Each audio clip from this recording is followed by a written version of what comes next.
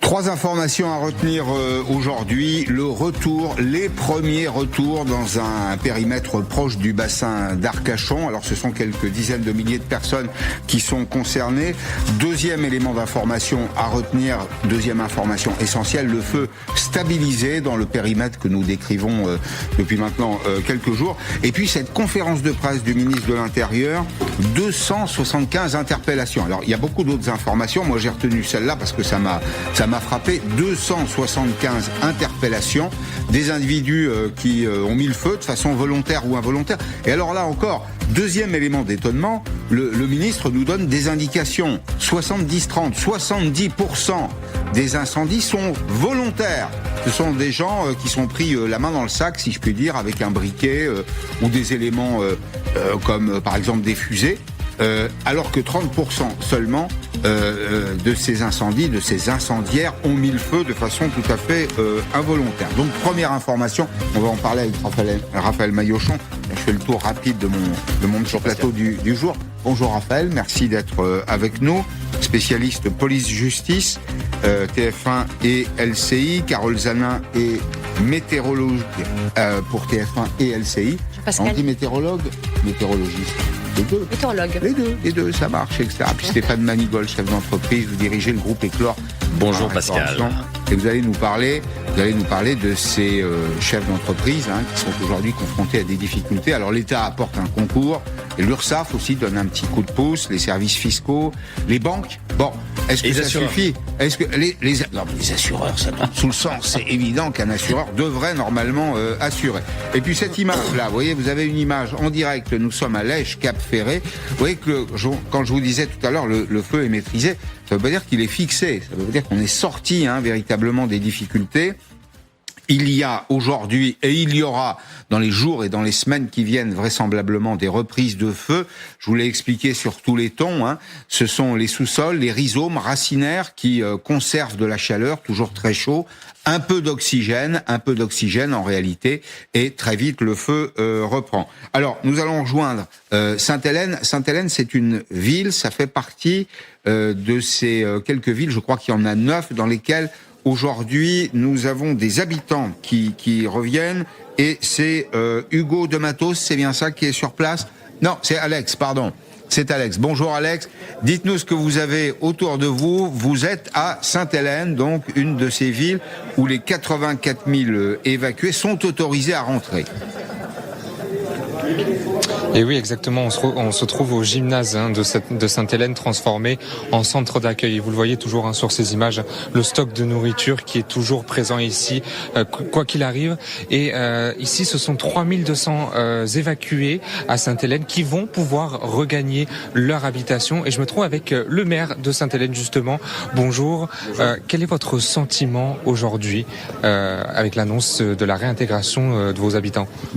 Bonjour. Alors évidemment, aujourd'hui, on est un peu soulagés. Les gens, ça fait presque une semaine qu'ils attendent, qu'ils nous sollicitent pour savoir quand est-ce qu'ils vont pouvoir rentrer.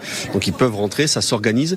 Mais le sentiment principal, c'est du soulagement, parce que ça laisse aussi présumer une évolution de l'incendie qui est positive. Vous étiez mobilisés ici depuis les premiers jours.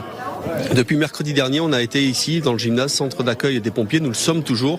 Et puis ça a fini par agréger tous les volontaires et tous les intervenants, les bénévoles de la DFCI, les agriculteurs, les volontaires spontanés qui ont voulu aider la lutte contre l'incendie. Donc c'est vraiment le QG de la ville de Sainte-Hélène qui va aussi aujourd'hui voir passer les habitants qui vont, je pense, venir remercier toutes les gens qui se sont impliqués pendant cette semaine. Alors il y a certes la réintégration, mais on a discuté un petit peu en avant et vous m'avez dit qu'il y a aussi cet engagement, ce message de pédagogie à transmettre immédiatement.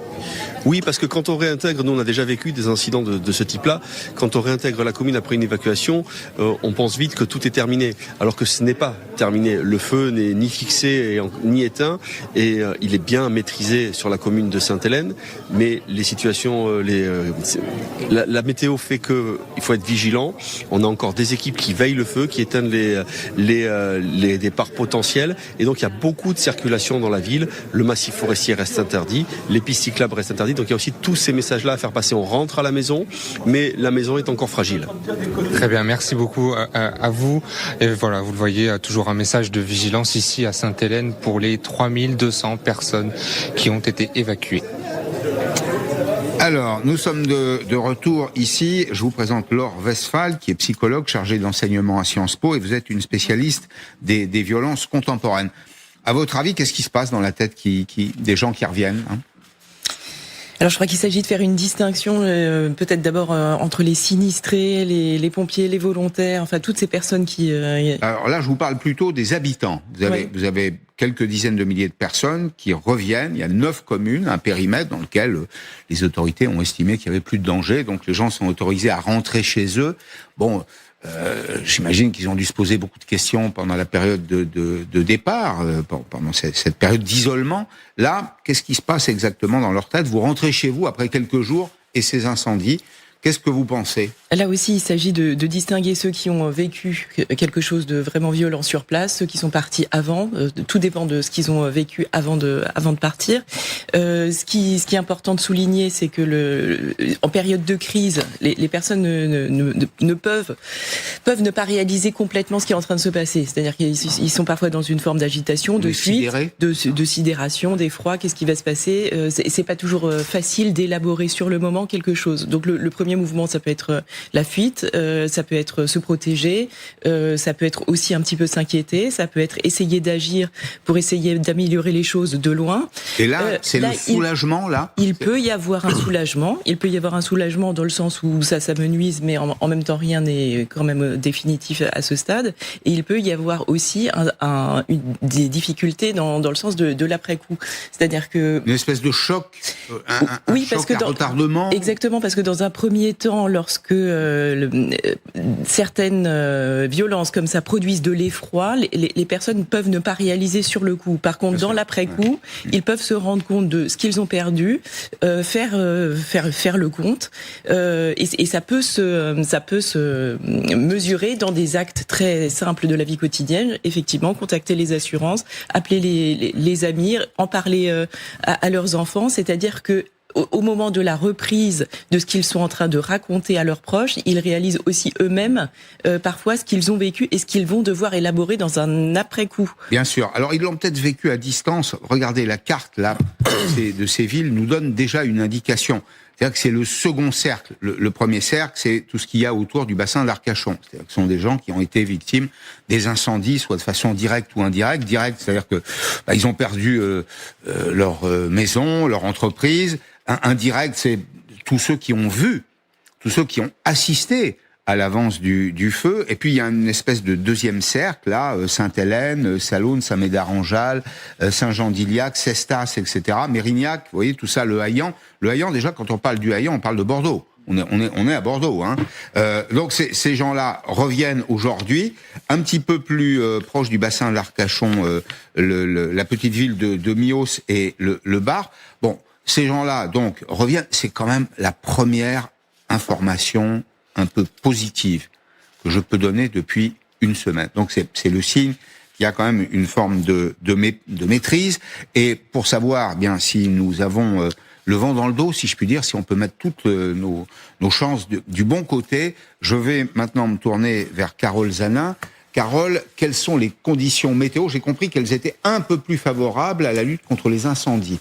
Oui, tout à fait. Les conditions à l'ouest s'améliorent, alors qu'à l'est, eh bien, ça va se dégrader, puisqu'on va voir les conditions dans quelques instants. En attendant, il y a des facteurs qui améliorent la situation. Le premier facteur, c'est le vent. Vous le voyez, il sera toujours de secteur ouest ce jeudi, et nous aurons également 20 à 30 km/h au niveau des rafales. C'est un flux océanique. L'avantage de ce flux océanique, c'est qu'il va ramener de l'humidité.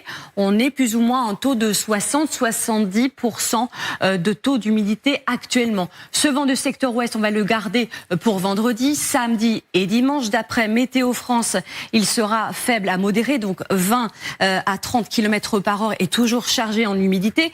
Et ça, c'est le premier facteur. Le deuxième facteur qui favorise évidemment l'action des pompiers sur place, ce sont les températures qui, enfin, vous allez le voir, chutent par rapport à ce mercredi. Regardez l'évolution des températures au fur et à mesure des heures. À 14h, nous aurons 29 degrés. La maximale, 31 degrés pour 16 heures. Et puis, ça chute d'un petit degré pour 18h. Nous sommes là 10 degrés en dessous des maximales d'hier. Alors attention à la courbe, parce que vous pouvez avoir l'impression que ça monte. Mais non, c'est aujourd'hui, et donc c'est au pic de la mi-journée, on aura autour de 30, et vous avez raison, il faut le rappeler, on avait 40 degrés. Oui. Même un peu plus hier, Xavier de Giacomoni nous disait qu'il faisait plus de 42 degrés à l'endroit où il se trouvait. Donc, oui, on a recensé des pointes à 41. Je vous rappelle que ces températures, ce sont les températures recensées à l'ombre. Donc le ressenti est beaucoup plus important et ça ne facilite pas la tâche des pompiers. Alors par contre, même si on perd 10 degrés vers Bordeaux, vers la Gironde, alors, ailleurs, c'est autre chose, puisque les conditions vont clairement se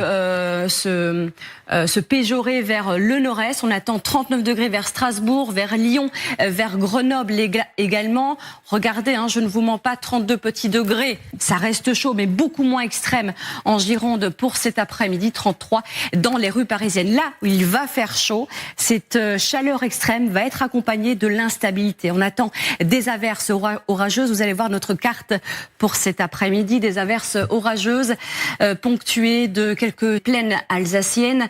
Voilà donc des situations très compliquées pour les pompiers, puisque des impacts de foudre qui tombent sur un sol archi sèche avec des températures très très élevées, eh bien ce sont des conditions très très défavorables pour la reprise d'un incendie. Voilà. Il y a d'autres points d'inquiétude. On va retenir qu'il y a d'autres points d'inquiétude en réalité sur le territoire, notamment toute cette partie centre-est du pays qui est en vigilance catégorie 3.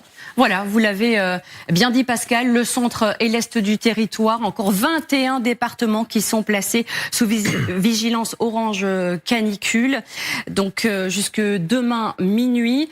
Donc ces départements qui concernent le centre et l'est, donc grande vigilance dans ces régions, et puis vous le voyez, excite la vigilance orange pour les départements de la Gironde et des Landes. C'est pas tout, Météo France a placé une autre vigilance en place pour risque élevé de forêt, vous allez le voir, il concerne principalement les départements de l'Est, avec 2 départements pour risque très très élevé de départ de feux de forêt. Il s'agit de la Moselle et de la Meurthe-et-Moselle.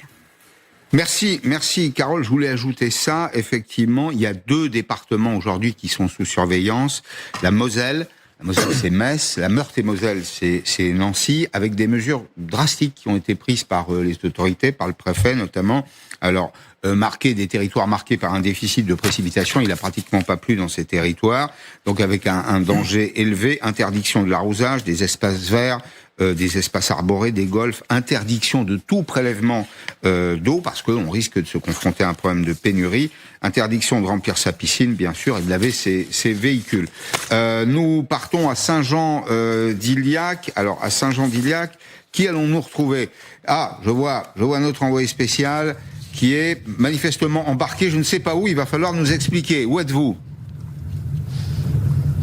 Oui, effectivement, nous sommes embarqués ici avec les gendarmes qui mènent des opérations d'encadrement pour le retour des habitants dans leur logement, pour le retour des évacués. Louis Berlemont, bonjour. Expliquez-nous comment elle se déroule là, cette opération.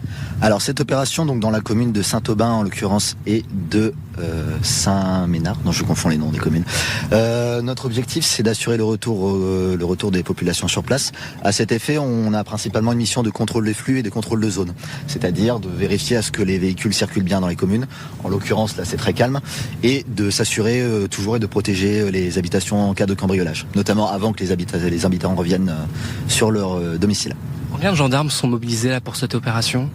Alors combien de gendarmes ? En l'occurrence, nous sommes un escadron sur plusieurs communes, donc au sud-ouest de Bordeaux, c'est-à-dire aux alentours de 70 personnels.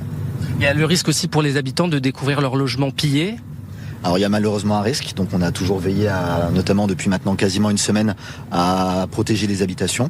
Maintenant il y a un risque, et si ça venait à être le cas, il faut toujours assurer donc un contact avec la gendarmerie, c'est-à-dire contacter le 17 ou vous rendre dans la brigade la plus proche. Est-ce que vous avez déjà procédé à des interpellations ?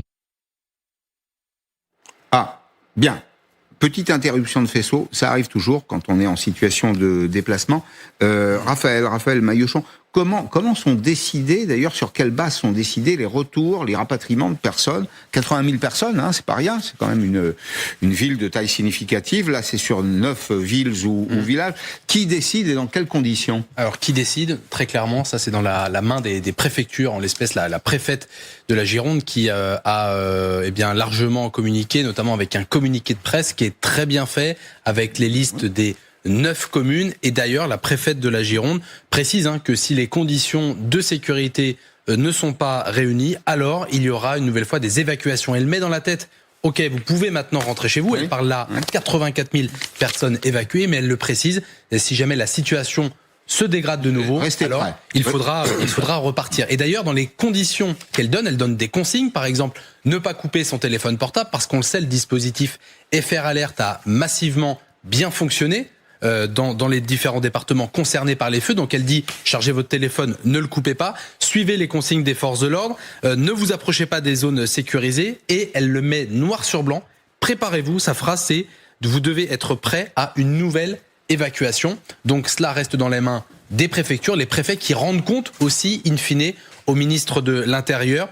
Donc voilà ce que l'on peut dire sur la réintégration autorisée de 84 000 personnes dans 9 communes. Cela s'ajoute hier à d'autres communes aussi, là où les habitants ont été de nouveau autorisés à rentrer chez eux. Vous ne trouvez pas que tout le monde a été très discipliné au départ comme au retour? Je trouve que c'est absolument exemplaire. Ça montre qu'en situation de crise, les Français, qu'on définit comme d'irréductibles Gaulois, c'est bien ça, sont capables d'être disciplinés, de marcher en cohorte romaine. Oui, ça c'est un exemple historique. J'accueille Léonard Attal qui va s'asseoir juste à côté de vous parce que je voulais qu'on parle, Raphaël, de la communication du ministre de l'Intérieur qui nous disait tout à l'heure 275 interpellations d'incendiaires, c'est de personnes. Alors c'est depuis le 28 juin. On est à la fin du mois de juillet, mais on a encore trouvé des incendiaires dans les heures les heures précédentes, là, dans la nuit, par exemple. Là, on en a arrêté 2 de mémoire dans la nuit. Des gens qui volontairement vont mettre le feu. Moi, je sens cette fois-ci, le ministre donne une proportion. Sur 70% sont des incendiaires volontaires, et 30% des incendiaires involontaires. J'ai l'impression, je ne sais pas si je me trompe, d'abord parole à la police, si je puis dire, justice police. J'ai l'impression qu'on a un peu changé de ton là. Oui, d'ailleurs, Laurent Nunez, le ministre de l'Intérieur, lorsqu'il démarre, en tout cas ce point-là, il dit « j'appelle à la plus grande fermeté ». Ce sont ses mots. Et puis ensuite, il décline le travail des services de police et de justice avec ces 275 personnes interpellées, on va dire, depuis 4 semaines, depuis un gros mois maintenant, 31 personnes placées en détention. Au début des feux, je me souviens aussi d'un changement de ton de la part de la justice, cette fois-ci avec le procureur de la République de Bordeaux, qui disait « maintenant, si vous jetez un mégot de cigarette, eh bien normalement c'est une amende de 4e catégorie, 135 €. Là, eh bien vous encourez 1 an de prison et 45 000 € d'amende. Il dit c'est de la mise en danger de la vie d'autrui. Il avait même rajouté, le procureur de la République de Bordeaux, que si vous êtes vu en train de jeter un mégot depuis votre voiture, au-delà des sanctions et de la garde à vue immédiate pour vous, humain, eh bien votre véhicule sera placé sous scellé. Donc on le voit, changement de ton des autorités, ministère de l'Intérieur, mais on le voit aussi avec, du côté du ministère de la Justice, des procureurs de la République qui, eh bien, adaptent, sont en train de souffler une politique pénale bien plus dure contre ceux, eh bien, qui réalisent de l'imprudence, de la négligence, mais également contre ceux, les incendiaires criminels. Là, les sanctions ne changent pas. S'il y a des décès, vous pouvez encourir jusqu'à de la réclusion criminelle. Donc on le voit bien, les autorités, police, en tout cas justice et ministère de l'Intérieur, changent véritablement de braquet. À votre connaissance, comment se passent ces interpellations?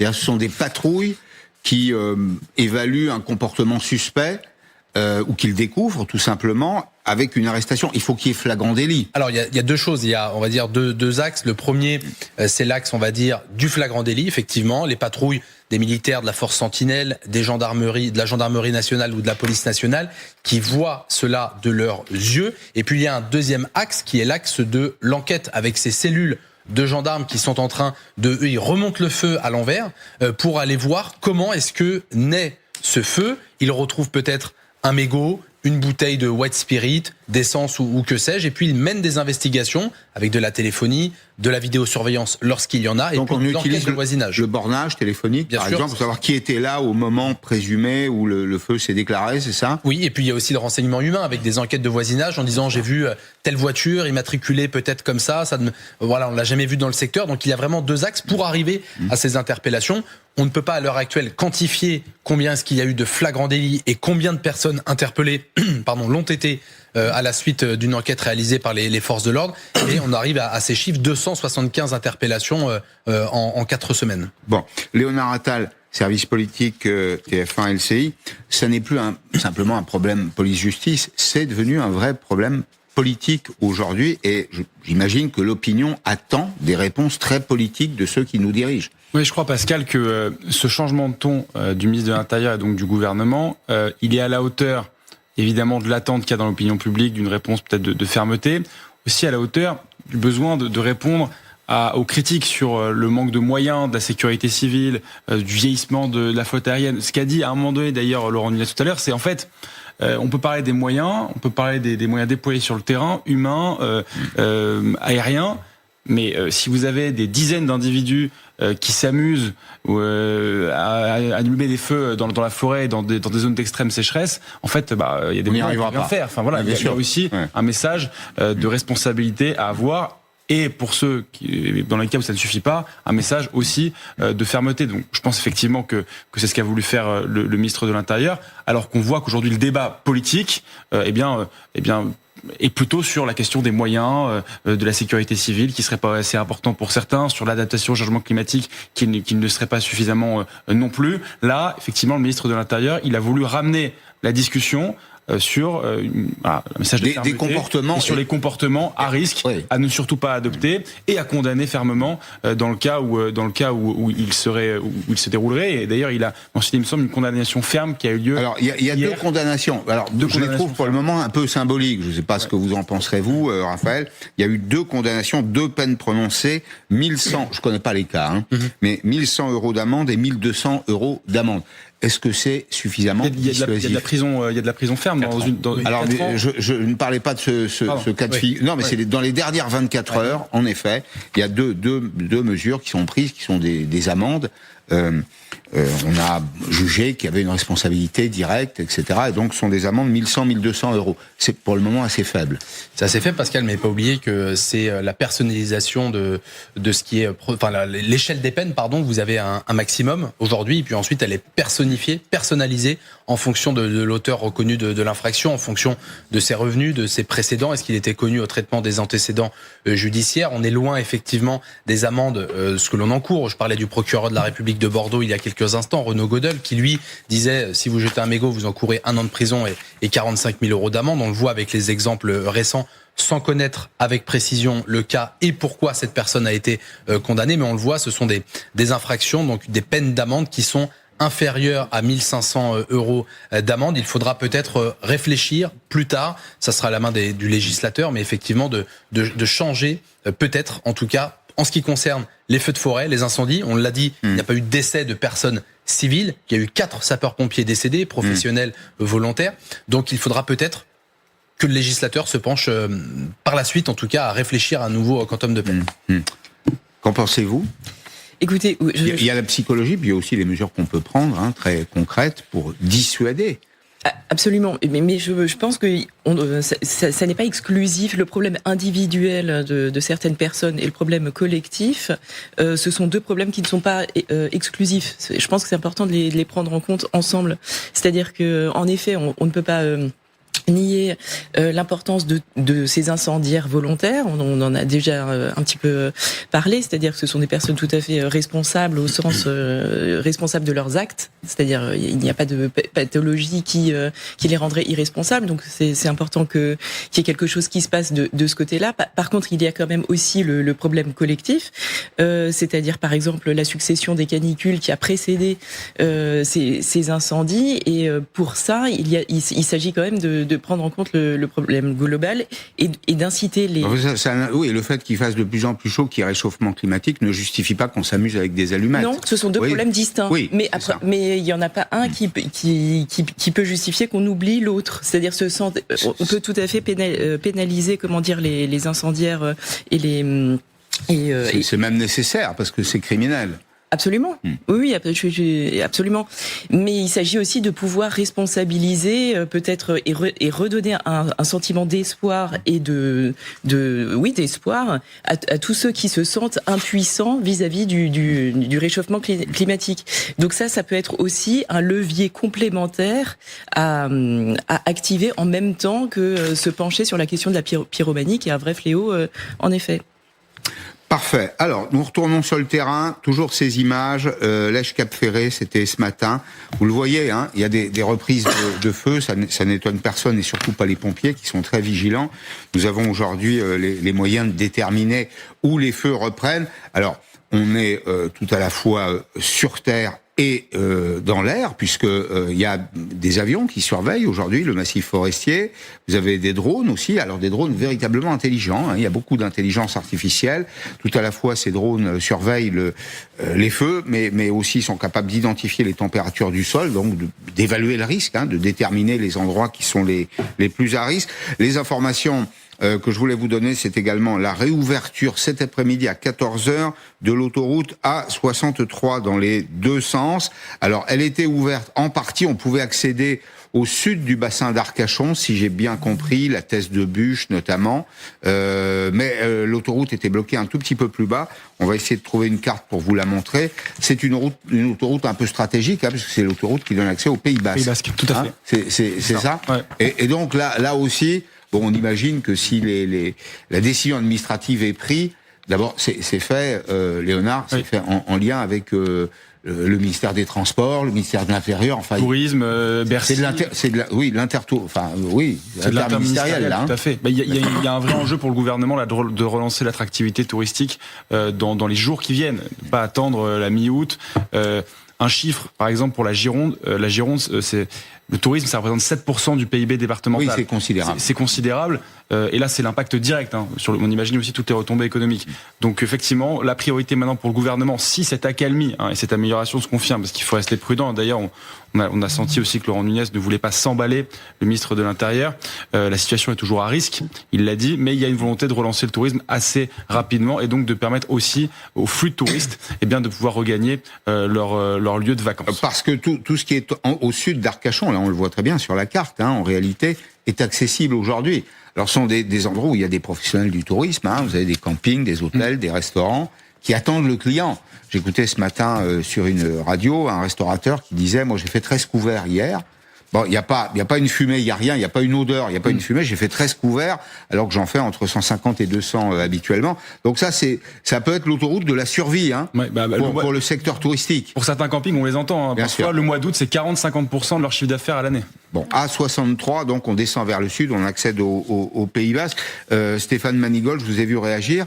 Vous qui dirigez un groupe de restauration, vous êtes sensible à cette question? Je suis sensible, d'autant plus que le tourisme en Gironde, c'est 60% par la voiture.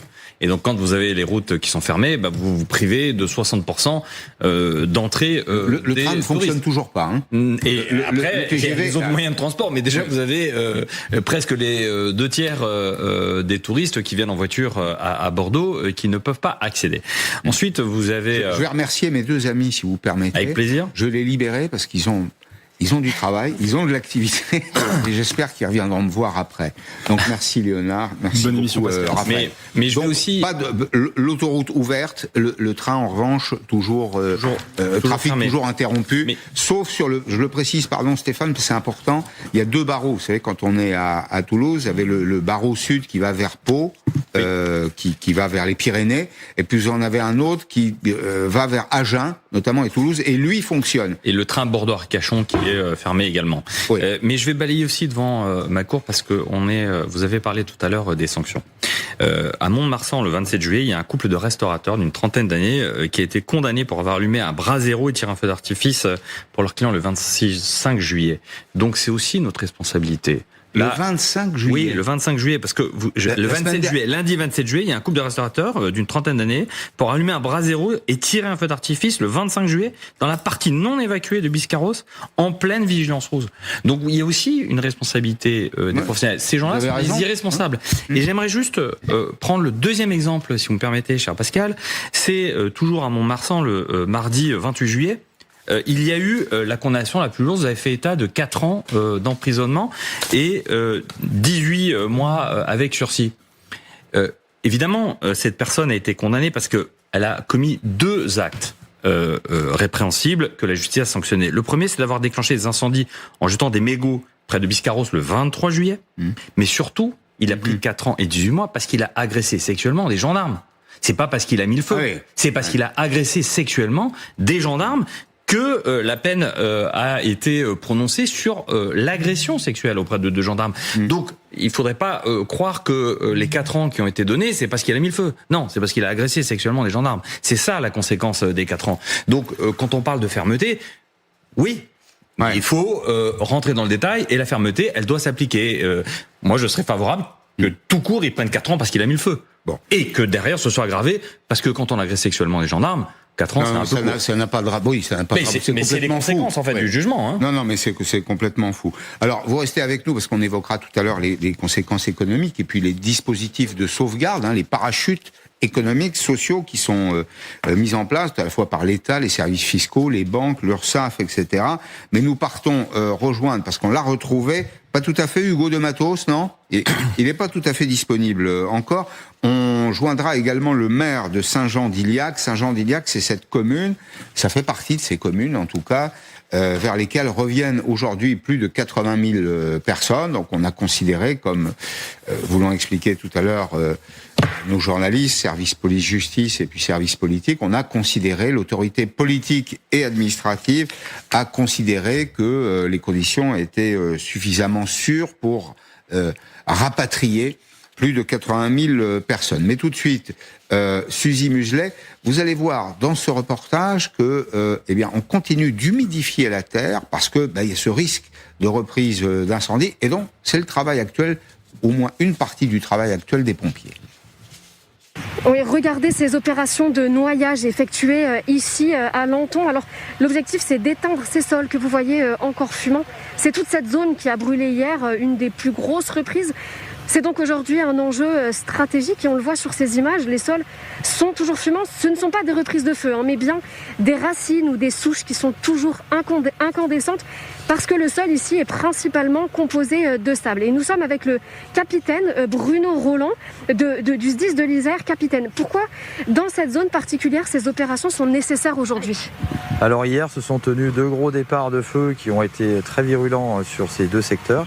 Et donc aujourd'hui on traite les points chauds qui sont résiduels et qui restent après ces gros départs de feu pour s'assurer qu'en fait le feu ne puisse pas reprendre et traiter préventivement les lisières, refroidir et éloigner en fait toute possibilité de redépart de feu. Et ces opérations, elles sont principalement nécessaires, vous me disiez, le matin. Oui, le matin, car la température est beaucoup plus favorable. Et d'autant que ce matin, on a bénéficié d'une petite pluie qui nous a aidés dans notre condition générale. L'eau va s'imprégner en fait au niveau de la végétation et elle ne va pas se vaporiser trop rapidement à la surface du sol. Merci capitaine, on voit vos équipes sur le terrain qui sont à l'œuvre avec les tuyaux d'arrosage qui aspergent les sols, qui sont bien équipés avec leurs casques. Et puis pour venir en aide aux pompiers, on a vu également des camions du département qui transportaient des cubes d'eau, qui arrosent aussi les lisières à l'aide de tuyaux d'arrosage. Ces camions de pompiers, ils sont aussi installés à peu près toutes les dizaines de mètres le long de cette route qui a brûlé hier. Et puis on a vu aussi des agriculteurs arriver avec de grandes citernes sur leurs tracteurs pour venir en aide et arroser également les bas-côtés ici. Bien, la lutte contre l'incendie, vous voyez, Blagon, c'était hier. on est parvenu. Alors on a acquis quelques connaissances quand même sur la couleur des fumées. On progresse chaque jour dans la connaissance. Je parle de nous, les journalistes, pas les pompiers, évidemment. Une fumée noire, évidemment, c'est pas très bon signe. Quand elle redevient blanc, c'est qu'on a jeté de l'eau. Il y a de la vapeur d'eau qui s'échappe, si j'ai bien compris, et donc ça change de couleur. Noria des Canadair, notamment des Dash, avec du produit retardant, de l'eau, etc., pour lutter contre les incendies résiduels qui se trouvent toujours dans le même périmètre. Gardez à l'esprit, c'est environ 120 km de tranchées dans la forêt. On a isolé le risque et par conséquent, donc, il est limité aujourd'hui. Ce qui n'empêche qu'en lisière, il y a des reprises d'incendies. 117 000 hectares détruits, 26 feux. Alors le ministre de l'Intérieur évoquait tout à l'heure aussi le cas de la Haute-Corse, de la Côte-d'Or, du département des Vosges, de la région de Fontainebleau. Il y a eu une reprise de feu à Fontainebleau dans les heures qui viennent de s'écouler là, et elle a été immédiatement maîtrisée. Il évoquait ces 275 interpellations d'incendiaires, on y reviendra dans un petit instant, et il dit que si ça va mieux, apparemment, et si les conditions météo sont plutôt favorables, le risque reste élevé. Le risque reste extrêmement important puisqu'on est dans une situation de sécheresse forte, donc avec toujours une végétation évidemment abondante. Et ce qu'on constate, c'est que on a encore enregistré hier sur le territoire national, il y a eu 26 feux donc qui ont été traités, et des feux qui partent très vite et très fort. Donc malgré cette amélioration météo, on reste évidemment extrêmement vigilant. Alors il y a cette dimension, celle de la responsabilité des incendiaires. Premier passage devant un juge, c'était dans les heures qui viennent de s'écouler. Et Laure Westphal, vous qui êtes psychologue chargé d'enseigner à Sciences Po et spécialiste d'ailleurs des violences contemporaines, vous voulez discuter le principe de responsabilité, c'est ça? Il y a une dimension éthique, il y a une dimension pénale. Enfin, il faut pas mélanger les deux. Je crois que c'est important, oui, parce qu'on en parle pas mal là, ce matin. On va beaucoup en parler, à mon avis, dans les jours qui viennent. Et on va continuer d'en parler, et c'est tant mieux d'arriver à faire ces distinctions, parce que j'entendais parler du fait de l'irresponsabilité de certains incendiaires au sens, alors peut-être moral du terme. C'est un vocabulaire qu'on peut utiliser dans une conversation. Oui, mais du coup personnelle. Mais c'est pas un vocabulaire juridique. Exact, c'est ni juridique ni psychiatrique. Donc c'est pour ça que c'est important de pas faire de faire ces distinctions. C'est-à-dire que par exemple, le sens psychiatrique du terme, ça n'est pas du tout pareil de s'adresser à quelqu'un qu'on juge responsable de ses actes ou irresponsable de ses actes. C'est-à-dire que quelqu'un d'irresponsable de ses actes, c'est quelqu'un dont on considère qu'il y a abolition du discernement, qu'il y a une rupture du lien à la réalité, qu'il n'est pas responsable de ses actes au sens où il ne peut pas en rendre compte. Et il n'a pas à en rendre compte. D'ailleurs, il échappe à la justice pour ça, parce qu'il ne peut pas... C'est une des raisons pour lesquelles le droit français a introduit le principe de l'intention. Alors, l'intention, ça signifie clairement que vous avez votre état de conscience. C'est-à-dire que on a tous les éléments du discernement, et on choisit de réaliser un acte avec l'intention de le commettre. Oui. Là, vous dites donc en substance, vous avez des gens qui n'ont pas ça. Il y a des gens qui. Mais là, c'est pas le cas. Voilà. Pas toujours. Pas tout exactement. Et donc il y a le principe d'abolition du discernement, d'altération du discernement. Et puis après, il y a la question. Et généralement, là, je fais une généralité, mais c'est quand même la plupart des cas. Effectivement, les incendiaires dont il est question sont responsables au sens conscient. Mais pour ceux qui viennent de nous rejoindre, l'exemple que citait Stéphane, là, il y a une dizaine de minutes, de ces restaurateurs qui, la dernière semaine du mois de juillet, rendez-vous compte, chaque jour à la télévision, ça peut échapper à personne, choisissent de tirer un feu d'artifice, c'est ça? Oui, de faire un brasero, qui est là. Brasero plus. En fait, c'est un grand barbecue. Là, il y a une responsabilité, et puis, on va voir, on va rentrer dans le détail. Alors, je suis assez rassuré parce que en France, il y a un principe en droit qui est celui de personnalisation de la peine. C'est-à-dire que le juge cherche toujours à savoir s'il y a des antécédents, quel est l'état de l'individu, sa situation dans la société, dans son groupe familial, social, etc. Donc en général, le juge sait faire preuve de discernement et déterminer s'il y a eu intention ou pas intention. J'accueille sur le plateau Boris Veliatchev, qui est architecte-ingénieur, spécialiste des risques majeurs. Vous êtes aussi, comme nous tous, un individu. Alors on n'est pas tous psychologues au sens où c'est un vrai métier, c'est une vraie formation. On peut avoir plus ou moins de psychologie, mais là, on peut manifester aussi de la sidération face à ces cas d'incendiaires volontaires des derniers jours, non ? Alors, je suis tout à fait d'accord avec le fait qu'il faut être assez strict avec les incendiaires, hein, en particulier, qu'ils soient volontaires ou pas d'ailleurs. Mais il faut bien réaliser une chose, c'est qu'en France, par un manque de sensibilisation, d'éducation et de beaucoup de choses, on sous-estime énormément le risque incendie, que ce soit en zone urbaine ou que ce soit dans les massifs forestiers. Et il y a une sorte d'inconscience face à ce risque, qui est un risque qui nous touche tous et qui est extrêmement grave et dangereux.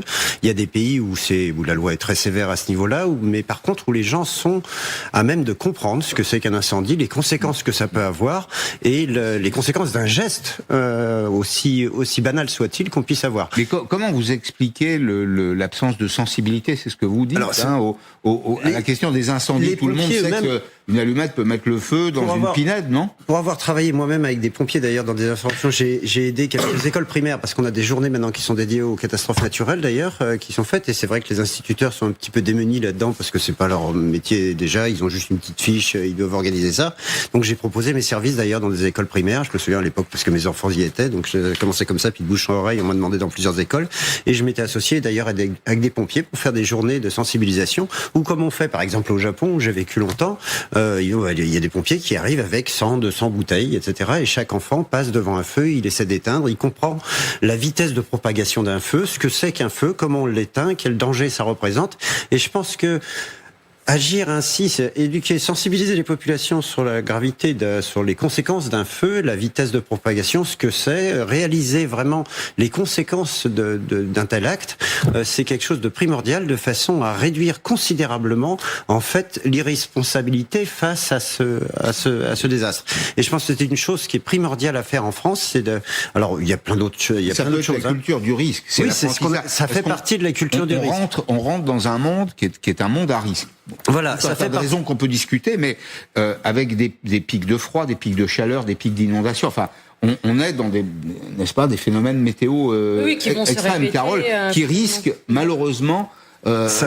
Les occurrences risquent de se multiplier. Ça fait partie de la prévention, ça c'est tout un tout, hein, c'est un système multicouche, et je vais être assez clair là-dessus, c'est vrai qu'on focalise beaucoup notre attention sur ces incendiaires, alors c'est grave, leurs actes sont graves, mais le premier responsable, c'est que nous payons aujourd'hui le prix de quand même des décennies d'inaction au niveau de la préparation et de l'adaptation de nos territoires face à un changement climatique, il est clair, dont nos responsables politiques d'ailleurs étaient au courant depuis très longtemps. Il y a toute la communauté des sachants, des scientifiques qui avaient alerté sur ce problème-là, qui avaient alerté sur le fait que nos forêts, par exemple, allaient prendre feu plus souvent, qu'on allait souffrir de canicules, qu'on allait avoir de plus en plus de retrait de gonflement des argiles, qu'on allait avoir de plus dans nos autres territoires d'outre-mer d'ouragans, de cyclones, on allait avoir de plus en plus d'inondations, etc. Et il y a eu une inaction de ce côté-là qui fait qu'on en paye aujourd'hui le prix. Donc il y a les responsables, bien sûr, il y a les quelques incendiaires qu'il faut blâmer, parce que ça c'est quelque chose de grave et il faut vraiment être strict là-dessus. Mais il faut bien comprendre qu'on occulte, en ne parlant que de ça, les véritables responsables. C'est une inaction vraiment de nos autorités, hein, et que c'est pas ce gouvernement-là, c'est aussi ceux d'avant. Oui, c'est pas récent. Hein. On va pas bien sûr. Mais disons qu'il y a un tribunal pour les juger. Oui, c'est un peu dommage. Il faudrait en tirer les conséquences parce qu'il faut s'y mettre aujourd'hui. Hein, parce que on aurait dû s'y mettre il y a 25 ans, mais là c'est clair que dans ces forêts, par exemple des Landes, hein, il est clair qu'elles n'étaient pas du tout adaptées à ce type de risque qu'on connaissait en plus, qu'on pouvait tout à fait prévoir. Et c'est pas normal qu'un incendie se soit propagé dans des proportions aussi énormes en fait. Hein. Il y a des normes qui existent. Des obligations d'un côté des propriétaires c'est le débroussaillement. Et dans les entreprises, nous avons l'obligation de former nos salariés à 3 risques, et c'est inscrit dans le Code du travail, et il faut même le rappeler. Il y a les exercices d'évacuation, ça c'est la première obligation. Ensuite, il y a les consignes de sécurité incendie qui doivent être manipulation des extincteurs en fonction des zones où on se trouve. Est-ce qu'on est devant un tableau électrique? Est-ce qu'on est devant une friteuse avec de l'huile? Est-ce qu'on est devant un piano au gaz? Donc il y a quand même des choses. Oui, je sais. Ce qui, à un moment, dérape, c'est quand on s'affranchit aussi du débroussaillement et des règles de sécurité. Exemple, mon confrère. En parlant des extincteurs, justement, moi, j'ai fait l'expérience plusieurs fois. Je m'adresse même, j'enseigne même en école d'architecture où les architectes sont quand même censés prendre la prévention incendie dans les projets. Et quand je demande, même sur le plateau, ici, il y en a un qui sait combien de temps ne serait-ce que dure un extincteur une fois qu'on l'a dégoupillé. Il y a très peu de personnes qui sont capables de répondre. C'est quoi? C'est 15 à 30 secondes, oui, maximum en fonction des extincteurs. Donc, il y a quand même une méconnaissance du risque. Je vois le supermarché qui est juste en dessous de chez moi avec 7 étages d'habitation au-dessus.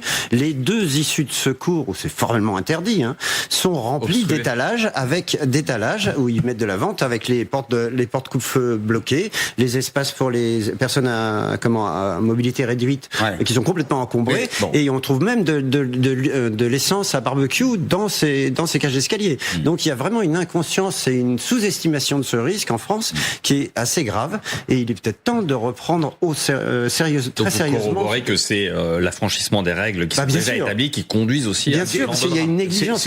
C'est l'affranchissement personnel. Oui, bien sûr. Ce sont des décisions personnelles. Alors, il faut être à charge et à décharge. Peut-être que on a tous très mal communiqué autour du changement climatique.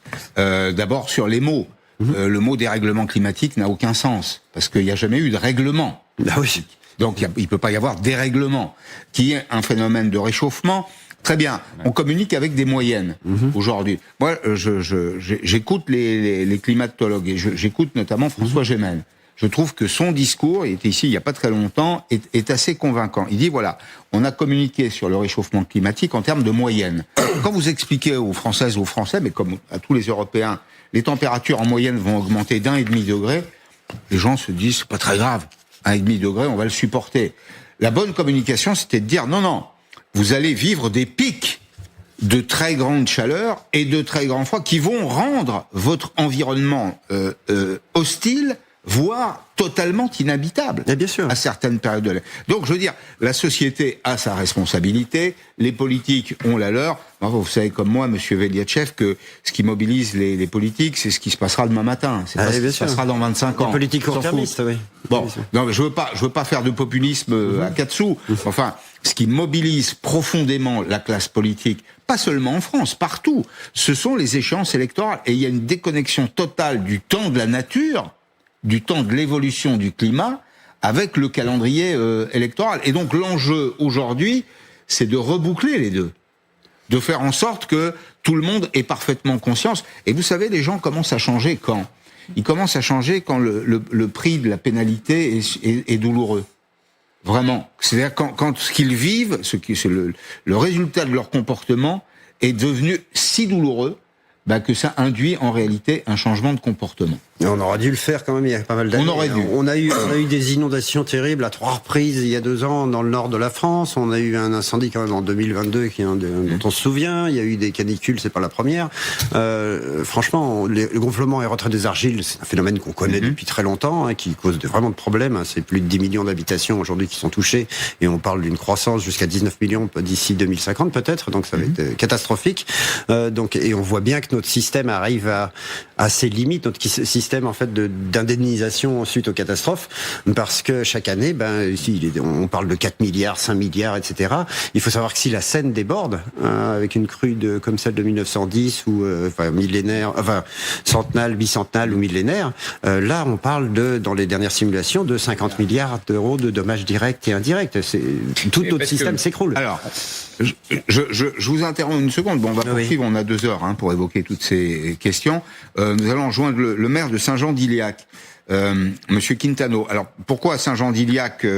D'abord parce que ça fait partie de ces communes vers lesquelles on ramène aujourd'hui des habitants. C'est l'endroit d'ailleurs, c'est un endroit un peu symbolique. Au début de la semaine dernière, je me rappelle que c'est l'endroit où on avait barré je crois que c'était la D103, quelque chose comme ça. Enfin, c'est la route d'accès, la seule route d'accès. C'est bien ça, Monsieur le maire? La seule route d'accès au Cap Ferret notamment.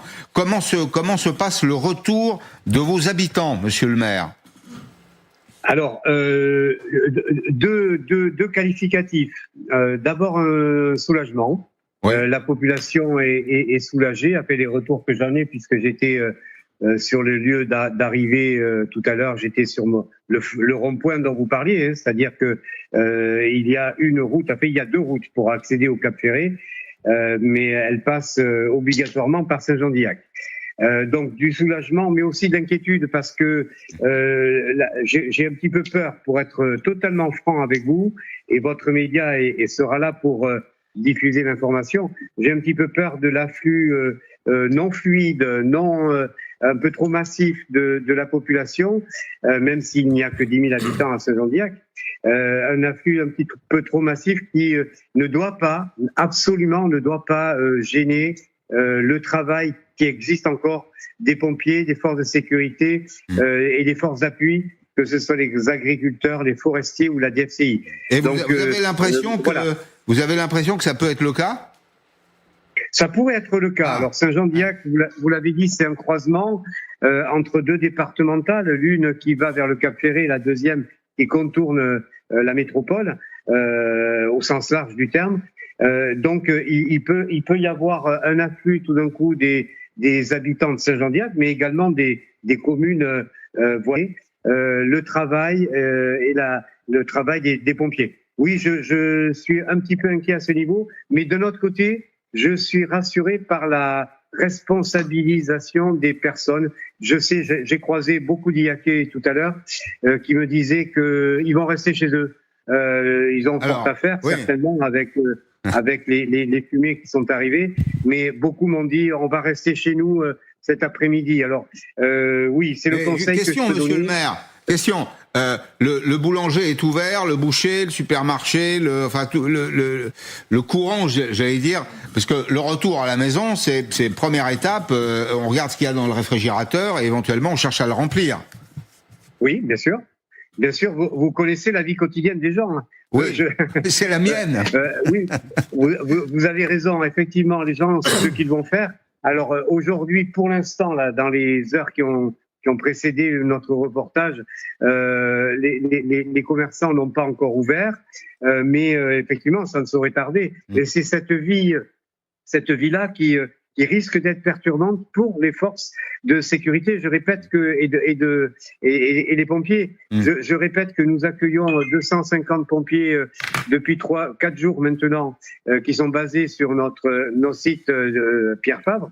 Et puis nous avons une base de maintenance et de logistique qui est là aussi. Ce matin, il y avait peut-être une quinzaine de camions de pompiers sur place au moment où l'annonce a été faite. Voilà, ça a été un petit peu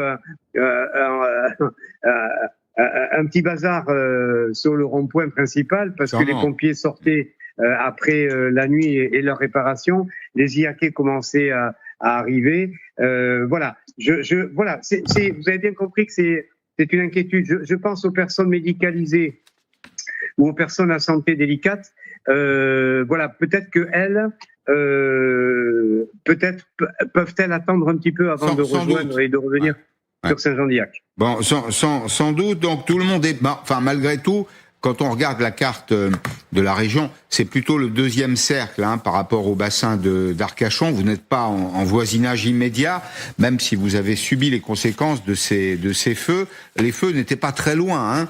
On est sur un deuxième rayon par rapport au bassin, mais par rapport au feu, par rapport au foyer, vous avez été confronté de très près au danger. Est-ce que tout le monde, dernière question, monsieur le maire, est-ce que tout le monde a bien conscience que, alors on le souhaite pas, les premières indications qu'on a vont en sens inverse, mais est-ce que tout le monde a conscience que il faut pouvoir repartir si le danger revient? Mais vous avez totalement raison. Alors on est dans un premier cercle et demi. Le feu était quand même cette nuit. Il y a eu quelques reprises sur le quartier pour lequel on est très vigilant à Lombrières. On était quand même à 1,5 km, 2 km des premières habitations. C'est pas tout près. C'est pas loin non plus.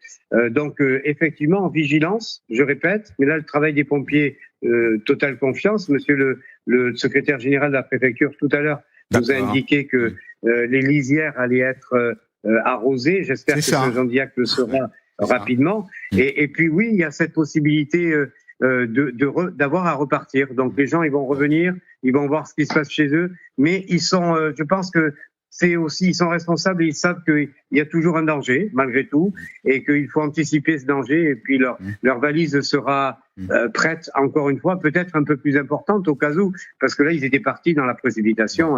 C'est vrai, il y a 5 jours. Monsieur le maire, on retiendra cette image, parce que on dit de nous que nous sommes des Gaulois, n'est-ce pas? Des Gaulois même un peu réfractaires. Bon, ça part dans tous les sens, les Gaulois, mais moi, je suis frappé de voir que ce qui s'est passé près de chez vous, là, montre que les Gaulois savent se transformer en légionnaires romains, c'est-à-dire marcher dans l'ordre, et répondre précisément aux directives qui sont données. Bon, on souhaite que les choses s'apaisent pour vous. J'imagine qu'il y a beaucoup de travail. Il y a d'abord la dimension matérielle. Il faut remettre en route les commerces. Il faut que les familles retrouvent leur domicile. Et puis il y a tout ce qui se passe dans... Ouais, il y a tout ce qui se passe dans la tête. Les accueils des enfants, oui. Absolument, les enfants. Bon, il y a tous ces éléments. Merci en tout cas, monsieur le maire. On a à l'image là actuellement des images de Lège-Cap-Ferré. Alors ça illustre parfaitement ce qui a été dit tout à l'heure par le ministre de l'Intérieur, qui disait on va noyer les lisières. C'est-à-dire qu'on a périmétré l'incendie. Les incendies, on les a encerclés, si vous voulez, pour dire les choses plus simplement. Il y a des reprises en lisière, et donc c'est exactement là ce que vous avez à l'écran. Ce sont des situations dans lesquelles le feu reprend, et vous avez des pompiers qui sont là pour éteindre les reprises de feu. Nous sommes avec un sinistré du Porge, Pierre-Alexandre, non, du Temple, pardon. C'est jamais très très loin, et Pierre-Alexandre, vous faites partie de ceux qui ont défendu leur maison, si j'ai bien compris. Oui, bonjour, tout à fait. Alors déjà, on n'est pas sinistré, puisque moi c'est un mot que j'essaye d'éviter, puisque dans sinistré il y a sinistre, et c'est quelque chose que j'essaye d'éviter. Quand le feu est revenu sur nous, si vous voulez, nous on est au village, au temple, on a vu le départ du feu, on a vu les premières fumées. On a, malheureusement pour les gens du Porge, vu le feu partir vers eux, puisque le vent était opposé au vent que l'on a habituellement. On sait tout ce qui s'est passé, et ensuite nous, le feu est revenu sur nous vendredi. On a reçu l'ordre d'évacuation, très bien fait d'ailleurs. Bon, il y a peut-être eu des lacunes et qui seront mises en évidence, mais quoi qu'il en soit, l'ordre d'évacuation, les sirènes, les gendarmes, ça, il faut savoir le reconnaître. Et d'ailleurs, il n'y aurait pas sur un tel chantier aucune victime si ça n'avait pas été bien géré. Toujours est-il, les gendarmes sont venus, on dit il faut partir. J'ai dit à ma femme, tu t'en vas, tu prends les enfants, le chien, et moi je vais essayer de défendre la maison, les positions, et on va voir ce qui va se passer. Mon fils est resté, voilà, l'histoire vous la connaissez, on a réussi à passer le cap, on s'est retrouvé avec plusieurs copains et amis dans le village, on a éteint les feux, etc., etc. Bon, ça, on s'en fiche, c'est pas, je vous remercie de m'avoir donné la parole, c'est pas sur ça, sur quoi je souhaite parler. Je vois énormément d'élan de solidarité depuis que, comment dire, je suis, alors, si, c'est important. Le lendemain du feu, j'ai pris l'initiative de prendre ma voiture et de faire toutes les rues du Temple, de Somos et du Porge pour prendre les photos des vidéos des maisons des copains pour les rassurer. Parce que beaucoup sont partis, malheureusement, ils n'ont pas eu le choix. Mais quand vous êtes loin et que vous savez pas si votre maison a brûlé, la première chose, à mon avis, qui doit vous faire plaisir, c'est de recevoir ça. Quand je suis arrivé au Porge, j'ai dit, c'est pas possible. Là, il faut faire quelque chose. Ça va être différent de d'habitude. Il va falloir faire quelque chose. Depuis, sans faire exprès, j'ai lancé un coup de gueule qui a été un petit peu relayé. Et depuis, je reçois une vague magnifique de bienveillance, de partage, de ce qui se passe, ce qui est en train de se passer là est magnifique. Mais donner des dons aujourd'hui, faire des collectes aujourd'hui, gérer du bénévolat aujourd'hui, ça ne suffira pas. Qu'est-ce que vous voulez dire? Je vais vous expliquer. Les feux vont s'arrêter. Les feux vont s'arrêter. Les journalistes vont partir. Ils vont repartir à leur vie et sur leur route et les chemins. Il n'est pas question que tous ces gens-là soient les grands oubliés. Parce que dans 3 semaines, on va les oublier. Et eux, ils oublieront pas parce qu'ils vont devoir rentrer dans des procédures administratives, expertise, pour pouvoir reconstruire, etc., etc. Moi, je souhaite tout de suite, écoutez-moi bien, un nouvel élan. J'ai besoin, vous allez voir le fond de ma pensée, j'ai besoin d'avoir les artistes, j'ai besoin d'avoir des chanteurs, des sportifs, des comédiens qui tout de suite leur envoient des messages de soutien en vidéo en leur expliquant, en leur promettant une chose. Ils ne sont pas seuls, ils seront là, et à l'arrivée, on va programmer un immense si les Porgers sont d'accord, bien sûr, si la municipalité est d'accord, si les Porgers sont d'accord, un immense festival, un immense élan. Pourquoi ? Parce que il va falloir que, comme je vous ai dit, ils rentrent dans des procédures. Moi, ce que je veux, c'est qu'ils se disent, mince, ça va être dur, il va falloir remonter les manches, mais j'ai des gens qui vont être derrière moi, qui vont me soutenir. Bon, écoutez. Vous savez, oui, dites-moi. Vous pouvez en tout cas nous faire confiance pour suivre ce choc de l'été. C'est quand même c'est pas une petite affaire. Hein. On a été confronté à des questions qui étaient des questions un peu existentielles. On s'est demandé si toute la forêt allait brûler, etc. Enfin, a priori, tout individu rationnel. Alors tout le monde n'est pas rationnel. 5 ans. Hein, comment ? C'est 5 ans de reconstruction, d'aménagement du territoire, de procédures. Pas sur les forêts, permettez-moi. Les forêts, c'est 30, 40, 50 ans. C'est beaucoup plus. On a perdu 100 hectares. Non, mais la reconstruction. Stéphane Manigold évoquait aussi la reconstruction, les maisons, etc. Ça va pas se faire dans les 6 mois qui viennent. Enfin, sous votre contrôle, hein. Ça prendra du temps. Il y a le temps de l'expertise, il y a le temps de la reconstruction. Peut-être même que il faut se hâter lentement, pour reprendre une formule connue. Et bien faire les choses. Oui, bien faire les choses, faire respecter les obligations de débroussaillement ou de débroussaillage, qu'importe, et peut-être habiter la forêt ou ces lieux de façon un peu différente. Il y a tous ces éléments. Permettez-moi, je vais vous expliquer autre chose. La forêt, elle était là. Oui. Il faut pas oublier cette histoire-là. Elle était ici et les gens ont dit, de par le passé, ah bah tiens, c'est un coin sympa, je vais aller me mettre là parce qu'en plus ça va respirer les pins, je vais avoir l'odeur des pommes de pin, etc. Je vais me mettre là. Et puis une fois qu'ils se sont mis là, ils ont dit, oui mais il y a le risque d'incendie, il faudrait que la forêt s'en aille. Permettez-moi, mais ça me rappelle un peu l'histoire des Indiens aux États-Unis. La forêt, elle était là. Les gens passent et il faut faire de l'explication, de la formation là-dessus. Et ça fait partie de mon projet de ce nouvel élan parce qu'il y a énormément de choses. Les gens passent et disent, oh c'est rien, c'est des arbres. Non, attendez, c'est un peu plus que ça. Il y a 30 ans. Bien sûr. Bon, 40 écoutez. 50 ans après, il fallait le vendre. Là, je vais conclure. Regardez, j'ai un apiculteur. Allez-y, concluez, oui. Ça fera partie de ces grands oubliés. Cet apiculteur, il me dit, j'ai perdu toutes mes ruches. Qui va parler de lui? Qui va se souvenir de lui? Donc, il y a énormément de choses à faire. J'ai besoin tout de suite, et vous allez voir, merci de m'avoir donné la parole, mais la suite, je vais vous la raconter. J'étais avec Corinne Didier, la chef adjointe du service culture aux Parisiens. Elle a tout de suite compris mon projet et on va le mettre en place et ça va surtout redonner ce qu'ils n'ont pas actuellement les gens, c'est de l'espoir. Bon, merci. Comptez sur nous en tout cas pour être une fidèle caisse de résonance, pour être un écho à vos préoccupations. Merci, vous êtes le point de départ de tout ce qu'on va mettre en place. Dans le temps, d'ailleurs, parce que effectivement, ce qui compte dans la vie, c'est souvent ce qui dure. Alex Béraud est à Sainte-Hélène. Alex, est-ce que vous me recevez? Avec qui vous trouvez-vous? Qu'y a-t-il autour de vous?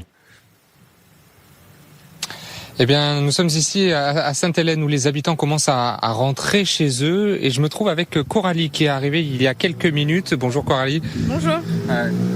Quel est votre état d'esprit aujourd'hui ? Nous sommes contents de pouvoir rentrer chez nous avec quand même un petit stress vu que les feux ne sont pas éteints. On a quand même un petit stress de devoir être re-évacué quand même.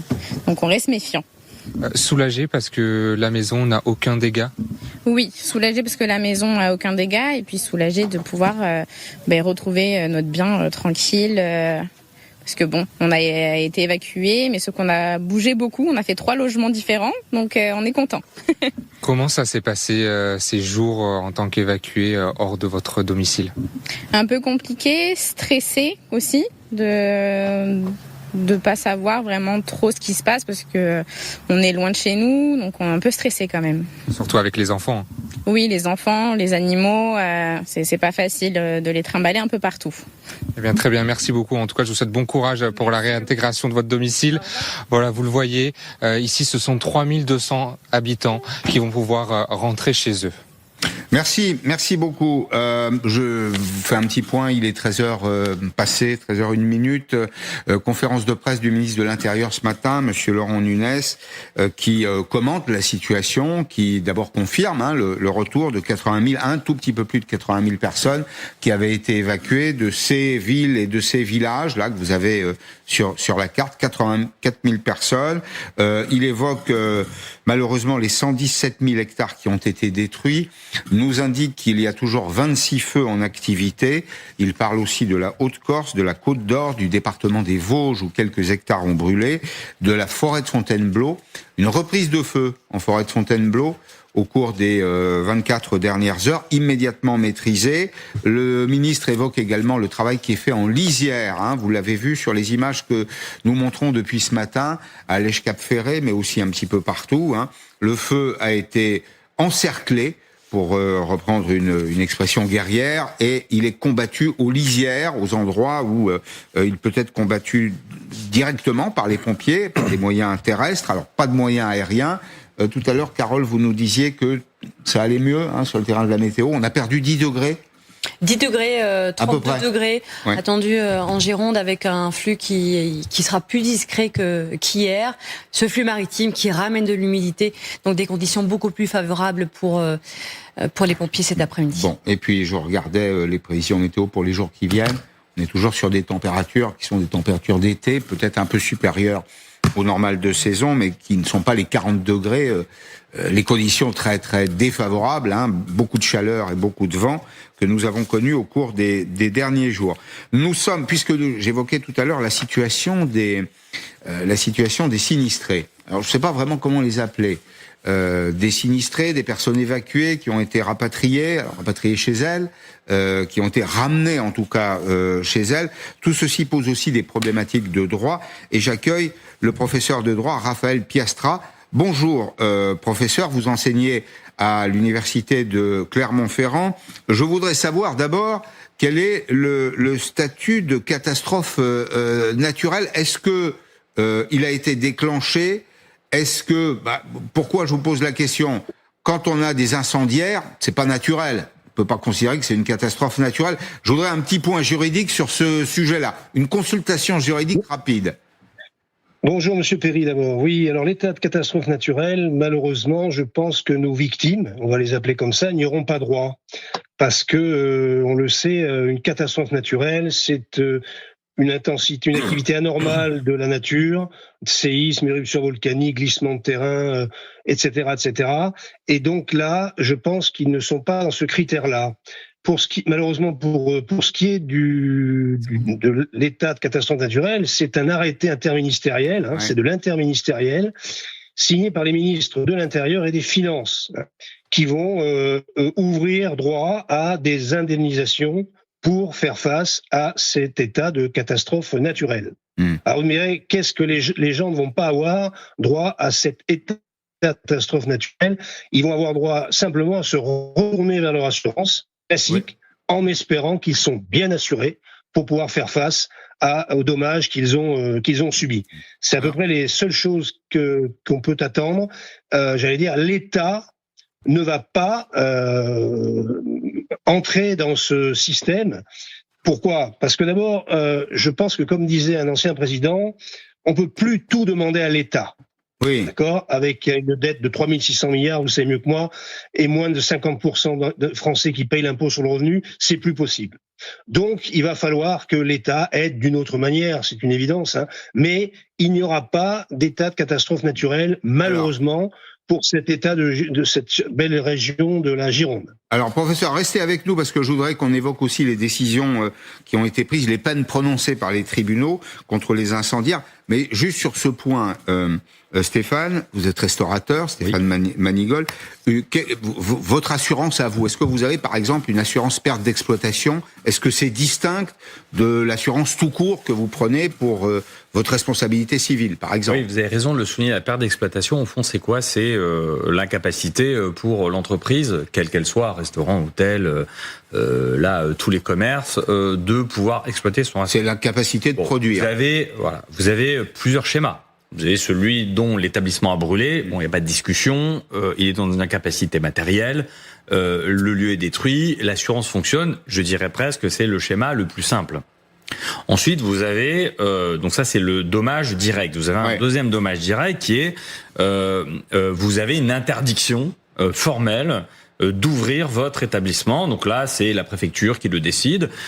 Ça a été le ministre de la Santé pendant le Covid. Donc là, vous avez une mesure administrative de police. Fermeture administrative. C'est une fermeture administrative, une mesure de police, donc qui ferme votre établissement pour des raisons de sécurité. Et ensuite, vous avez, et là c'est la question la plus lourde, ceux qui sont le plus éloignés, donc les dommages indirects. C'est-à-dire qu'ils ne subissent pas directement le feu, donc le dommage matériel ou une interdiction formelle d'ouvrir, mais vous avez des interdictions finalement d'accéder sur le lieu, et là le débat il est plus dur. Alors il est plus compliqué, on l'aura tout à l'heure, parce qu'en effet vous avez raison, il y a la catégorie des victimes directes et des victimes indirectes. Je reviens vers vous, professeur Piestra. Les peines prononcées, vous avez peut-être suivi ce que nous disions entre midi et 13h sur l'antenne de LCI. Quelques peines prononcées, 1100 € d'amende, 1200 €. Je connais pas le dossier, je sais pas ce qu'il y a dedans. Est-ce qu'on a tous les outils juridiques aujourd'hui pour sanctionner correctement ceux qui choisissent sciemment de mettre le feu?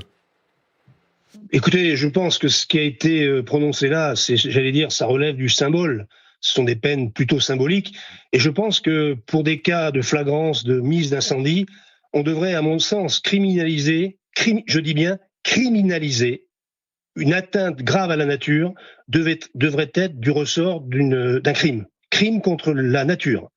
Il y a crime contre l'humanité, mais il y a crime contre la nature.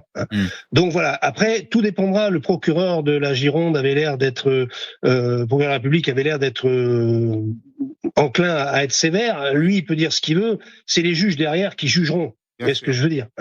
Je voudrais revenir sur deux choses. Moi, je pense que ça fait 15 jours qu'on est en cette belle région et confronté à des feux. Il aurait été peut-être possible au président de la République de déclarer l'état d'urgence sur la Gironde. Il avait tous les moyens de le faire. Et ça renforçait par déjà les moyens qu'il a mis en place. État d'urgence sur la Gironde, c'eût été, à mon avis, quelque chose qui aurait permis d'avancer mieux et plus vite. Voilà ce que je voulais vous dire. Bon, dernier petit point rapide, mais on aura l'occasion, avec une réponse rapide, on aura l'occasion d'y revenir. On a découvert à l'occasion de ces incendies que les codes de droit, c'est votre métier, c'est votre outil de travail, se chevauchaient quand ils ne se contredisaient pas entre le code forestier, le code de l'environnement, le code rural, le code de l'urbanisme. Comment arbitrer quand, par exemple, on vous dit il faut protéger les espaces naturels et les espèces en danger, et en même temps débroussailler. Quand on débroussaille, on a tendance à mettre en danger des espèces protégées. Comment on arbitre? Ça s'appelle le délit de... Écoutez, il va falloir, à mon avis, il y a 70 ou 80 codes en France, je crois que je l'avais souligné. Il va falloir faire un audit de ce qui est vraiment nécessaire et qui ne l'est pas. C'est un peu comme tous ces comités, ces organismes, ces agences. Il y en a beaucoup trop en France, 400 ou 500. Je pense qu'en supprimant une sur deux, on commencerait déjà à faire des économies.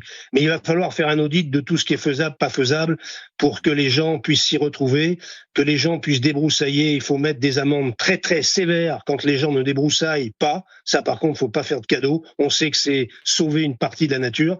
Et il va falloir revoir les règles, je pense, aussi en matière pénale, en matière civile, en matière d'assurance aussi, parce que là, les gens vont se retourner vers les assurances, et c'est normal que les assurances les remboursent, mais vous savez très bien que au bout du bout, ce sont tous les assureurs qui vont payer, tous les assurés qui vont payer des augmentations de contrats. Merci. Merci beaucoup, cher professeur. Merci à vous. Bonne journée. Le ministre de l'Intérieur a pris la parole vers 11h tout à l'heure pour nous indiquer que si le feu semble maîtrisé, eh bien, les risques subsistent malgré tout. Le risque reste extrêmement important puisqu'on est dans une situation de sécheresse forte, donc avec toujours une végétation évidemment abondante. Et ce qu'on constate, c'est que on a encore enregistré hier sur le territoire national, il y a eu 26 feux donc qui ont été traités, et des feux qui partent très vite et très fort. Donc malgré cette amélioration météo, on reste évidemment extrêmement vigilant. Bien, un des arbitres de la situation, c'est bien sûr la météo. Je me tourne vers vous, Carole, pour savoir exactement où nous en sommes. Est-ce que les conditions de lutte contre l'incendie se sont améliorées ? Oui, Pascal, tout à fait. La situation s'améliore à l'ouest, mais par contre, elle va se dégrader certainement à l'est du territoire. La bonne nouvelle avec cette situation favorable, c'est le vent. Ça, c'est le premier facteur. On garde un vent d'ouest, mais qui sera beaucoup plus faible que hier et avant-hier. Ça veut dire maximum 20-25 km/h. C'est un flux océanique, donc il va ramener de l'humidité du côté de la Gironde. on est à un taux de 60-70% actuellement. Le deuxième facteur qui facilite évidemment la situation actuelle, ce sont les températures que voici. Vous allez voir ici sur notre tableau l'évolution des températures au fur et à mesure des heures de cet après-midi. Le pic est attendu pour ces heures avec 31 degrés. Vous allez me dire, oui, c'est chaud, mais c'est moins extrême qu'hier, puisque hier nous avions eu 41 degrés. Il faudra encore 30 degrés pour 18 heures. Mais par contre, ça c'est les bonnes nouvelles pour la Gironde. Attention, puisque la vigilance reste de mise. On est évidemment très très prudent avec 32 degrés. Mais par contre, regardez ce que je vous disais, c'est qu'au nord-est, la situation risque de se compliquer. D'une part à cause de la chaleur qui va être extrême cet après-midi. 39 degrés pour les rues de Strasbourg. On aura 39 degrés du côté de Lyon ou encore de Grenoble. Et avec ces températures très très chaudes, regardez notre carte du ciel, et bien de l'instabilité qui va se mettre en place. Nous avions déjà eu des orages qui se sont déplacés du sud-ouest en remontant vers les régions du nord-est.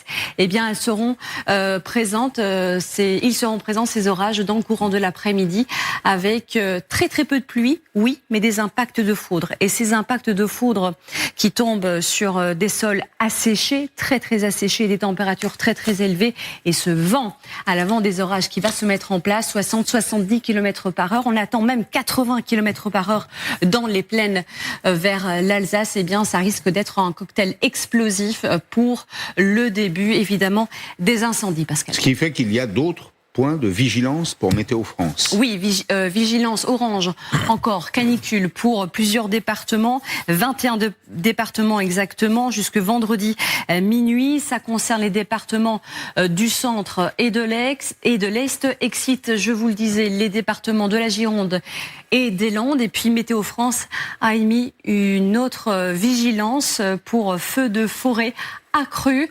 Ça concerne l'est du territoire, avec notamment 2 départements en risque très très élevé pour les feux de forêt. C'est la Moselle et la Meurthe et Moselle. Donc très très grande prudence évidemment dans ces régions, puisque je vous rappelle, le vent sera très très fort et les températures très très chaudes. Merci beaucoup, Carole. Nous allons joindre Suzy Muselet qui est sur place. À quel endroit se trouve-t-elle? Tiens, à Lenton, pour être tout à fait précis, me dit-on. Et elle suit des opérations de mouillage du sol. Vous vous rappelez, je l'ai évoqué à plusieurs reprises, en 1949, pendant les grands incendies. C'est d'abord, premier préalable, cette opération de mouillage. On a inondé les sous-bois qui a permis de vaincre l'incendie. Et donc Sylvie Pinatel se trouve aujourd'hui sur place avec ceux qui procèdent à la même, Suzy Muselet, à la même technique. Oui, regardez ces opérations de noyage effectuées ici à Lenton. Alors l'objectif, c'est d'éteindre ces sols que vous voyez encore fumants. C'est toute cette zone qui a brûlé hier, une des plus grosses reprises. C'est donc aujourd'hui un enjeu stratégique et on le voit sur ces images, les sols sont toujours fumants. Ce ne sont pas des reprises de feu, mais bien des racines ou des souches qui sont toujours incandescentes, parce que le sol ici est principalement composé de sable. Et nous sommes avec le capitaine Bruno Roland du SDIS de l'Isère. Capitaine, pourquoi dans cette zone particulière ces opérations sont nécessaires aujourd'hui? Alors hier se sont tenus 2 gros départs de feu qui ont été très virulents sur ces 2 secteurs.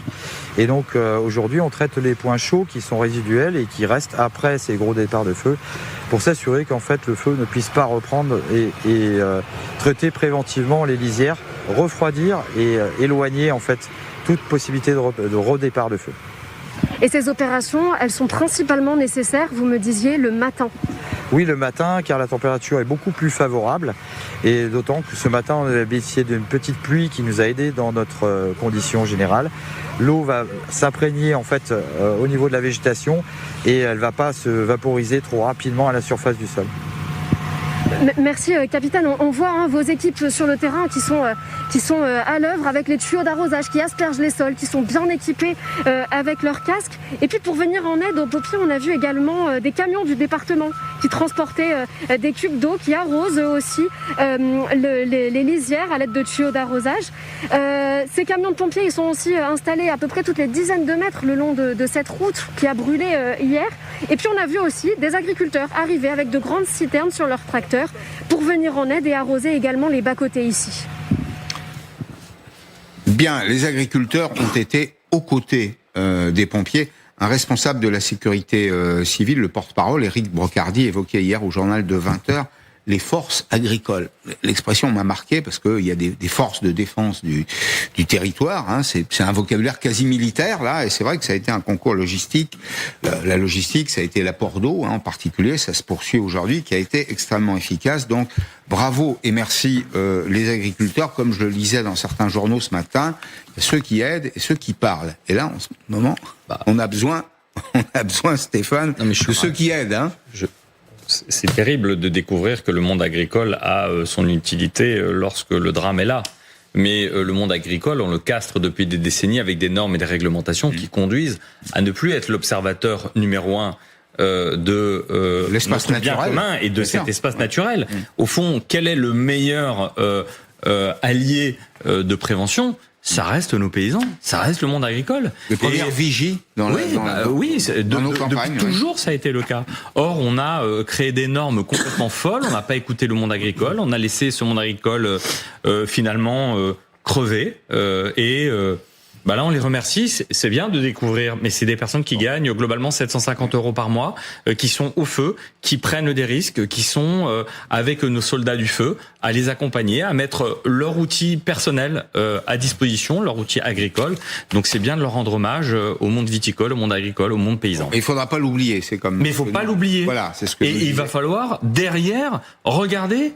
Pourquoi il y a ce délitement au fond des normes qui ont conduit à aussi une partie de ce désastre.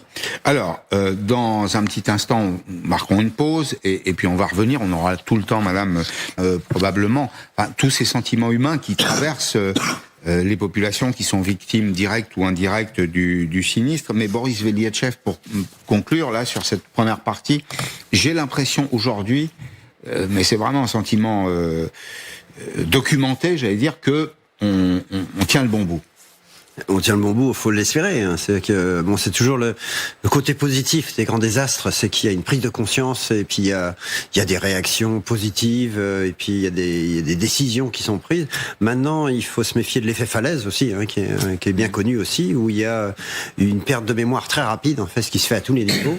Et j'espère que tous ces événements qu'on a eus, canicule, incendie de forêt, etc., pourra un petit peu changer les choses. Maintenant, j'ai un peu peur des échéances électorales, etc., qui vont faire passer à d'autres sujets, et ce serait quand même un peu dommage, mais enfin, on a déjà vu ça par le passé. Eh bien, dans ces cas-là, on pourra dire qu'on a ce qu'on mérite. Oui, c'est un petit peu... je suis retourné, moi, récemment à Mayotte, par exemple, où il y a eu quand même un terrible désastre. Ils sont dans la même situation qu'il y a un an, et on les a complètement oubliés. Qui parle de Mayotte aujourd'hui ?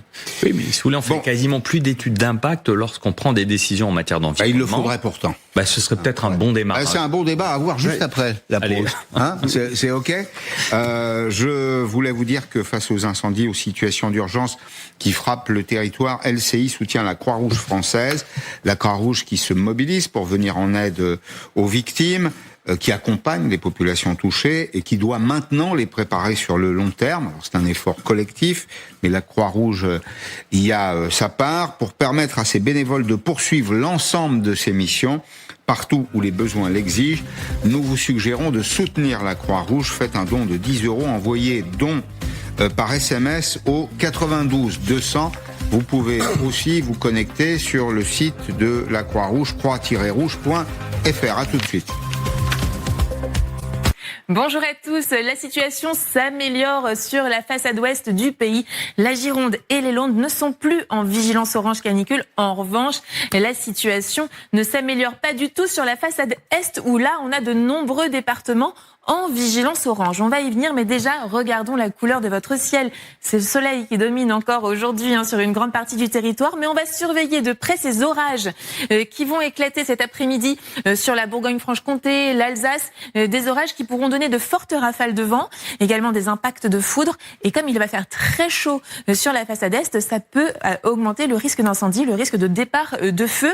On a quelques entrées maritimes sur le littoral méditerranéen, également sur le littoral atlantique. Atlantique. Et ça, c'est une bonne nouvelle car ça apporte de l'humidité. Les températures cet après-midi, eh bien, elles sont très élevées entre Lyon et Grenoble, notamment 39-40 degrés localement. Ce sont les mêmes températures qui sont attendues vers Strasbourg, 33 à Paris, 36 à Montélimar. Et en revanche, ça baisse nettement le long de l'arc atlantique. 32 degrés attendus à Bordeaux aujourd'hui. Il en faisait pratiquement 10 de plus hier après-midi. La suite du programme avec à peu près ces mêmes conditions qui vont nous accompagner ces prochains jours. Toujours beaucoup de soleil, également des orages, des températures à peu près similaires pour demain, mais elles vont commencer à baisser sur la façade est. On aura 30 degrés en moyenne sur la moitié nord, 32 pour la moitié sud. Samedi, toujours beaucoup de soleil, de l'instabilité, mais principalement sur les reliefs.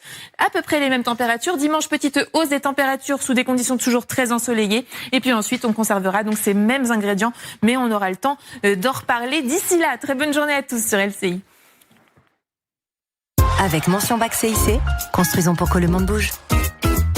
La météo des plages avec les glaces extrêmes, cacahuètes et caramel. Extrême jusqu'au bout. Votre programme avec Magnolia.fr. Changez votre assurance de prêt et économisez sur Magnolia.fr, comparateur en assurance de prêt immobilier. Et c'est parti pour votre météo des plages avec des températures qui grimpent un petit peu sur les plages du nord du pays. 23 degrés au Touquet, 24 à Deauville, 24 également à Roscoff, toujours 19 degrés pour la baignade. Une baignade toujours aussi vivifiante, rafraîchissante. En revanche, là où le thermomètre baisse aujourd'hui, c'est le long de l'arc atlantique où l'on perd pas mal de degrés par rapport à hier. 24 au Sable d'Olonne, 27 en allant plus près de Biarritz, 23 pour votre baignade dans l'Atlantique. Là où l'eau, en revanche, est toujours aussi chaude, c'est en Méditerranée. La Méditerranée qui est en surchauffe, 28 degrés à Villefranche-sur-Mer pour vos petites brasses. Et puis 36 degrés, toujours sous le parasol pour l'île de Beauté. Je vous le rappelle, 36 degrés, c'est à l'ombre et sous abri. Donc soyez prudents, d'autant que l'indice UV est très élevé également. Très bonne journée à tous sur LCI. C'était la météo des plages avec les glaces extrêmes, cacahuètes et caramel. Extrême jusqu'au bout. C'était votre programme avec Magnolia.fr. Changez votre assurance de prêt et économisez sur Magnolia.fr, comparateur en assurance de prêt immobilier. Il est 13h30, vous nous rejoignez sur LCI, c'est 3 informations à retenir. D'abord, le retour de plus de 80 000 personnes dans leur domicile.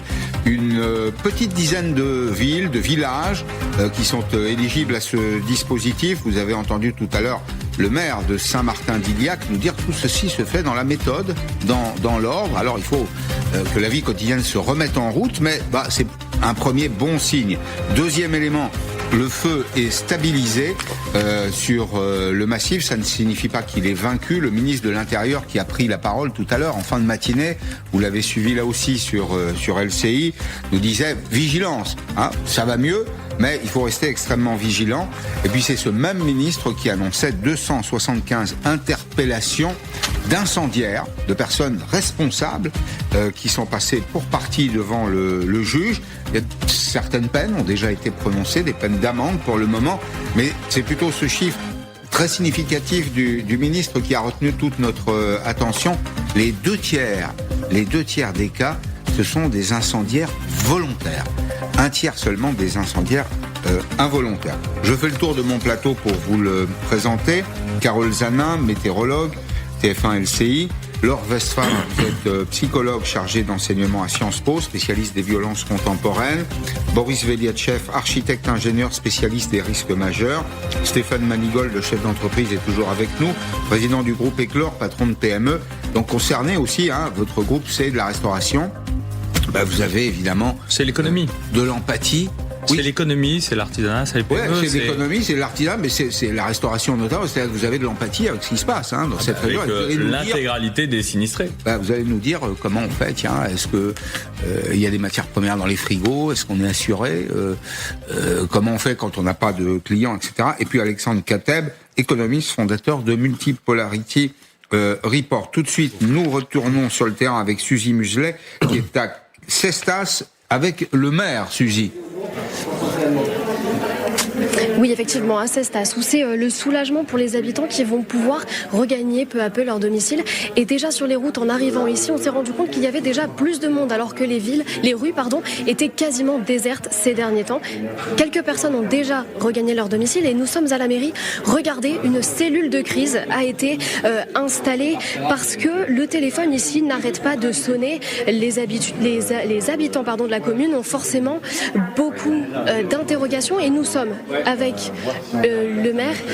Monsieur le maire, comment s'organisent les rapatriements de personnes sur votre commune aujourd'hui? Alors les rapatriements, ceux qui étaient partis avec leurs propres moyens sont en train de revenir sur notre commune. Quant aux autres, ceux qui étaient partis dans les centres d'accueil, le rapatriement a déjà commencé puisque nous avons déjà ramené les personnes qui étaient encore au centre de Bordeaux-Lac, qui n'étaient que 3, bien qu'on ait évacué près de 200 personnes. Les autres personnes sont en cours d'identification dans les autres centres et nous sommes en train de mettre en place des systèmes de bus et de navettes pour les ramener jusqu'à la porte de leur domicile. Alors c'est une réintégration qui va se faire avec quelques consignes de sécurité. Quelles vont être les recommandations que vous allez faire à ces administrés? Alors il y a toute une liste de recommandations. Vous voyez que nous avons préparé déjà des consignes de sécurité. Les flyers seront distribués à toutes les personnes. Déjà la première consigne, c'est de rappeler que nous revenons sur notre commune, mais que le risque n'a pas complètement disparu et de se tenir éventuellement prêt malheureusement à repartir. Il y a des consignes aussi par rapport aux cellules d'écoute psychologique que nous avons déjà mises en place et sur les 8 jours à venir. Il y a des consignes aussi par rapport à la réouverture des magasins pour ceux qui vont avoir besoin de se réapprovisionner. Il y a des procédures spécifiques qui ont été mises en place pour toutes les problématiques liées aux animaux de compagnie. Mon animal a disparu, mon animal est blessé.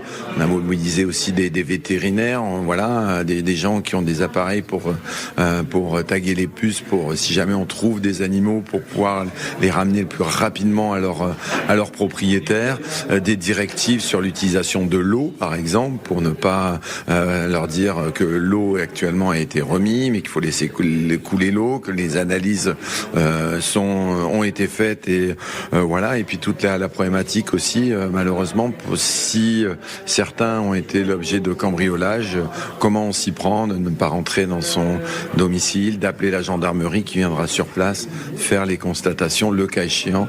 Et j'espère bien évidemment qu'il y aura le moins de cas possible sur ce point-là. Merci Monsieur le maire, vraiment se préparer à repartir en cas de nouvelle évacuation. Merci beaucoup Suzy. Hugo de Matos nous attend, il est à Saint-Aubin de Médoc, il est lui avec un gendarme et pour évoquer notamment les risques de cambriolage.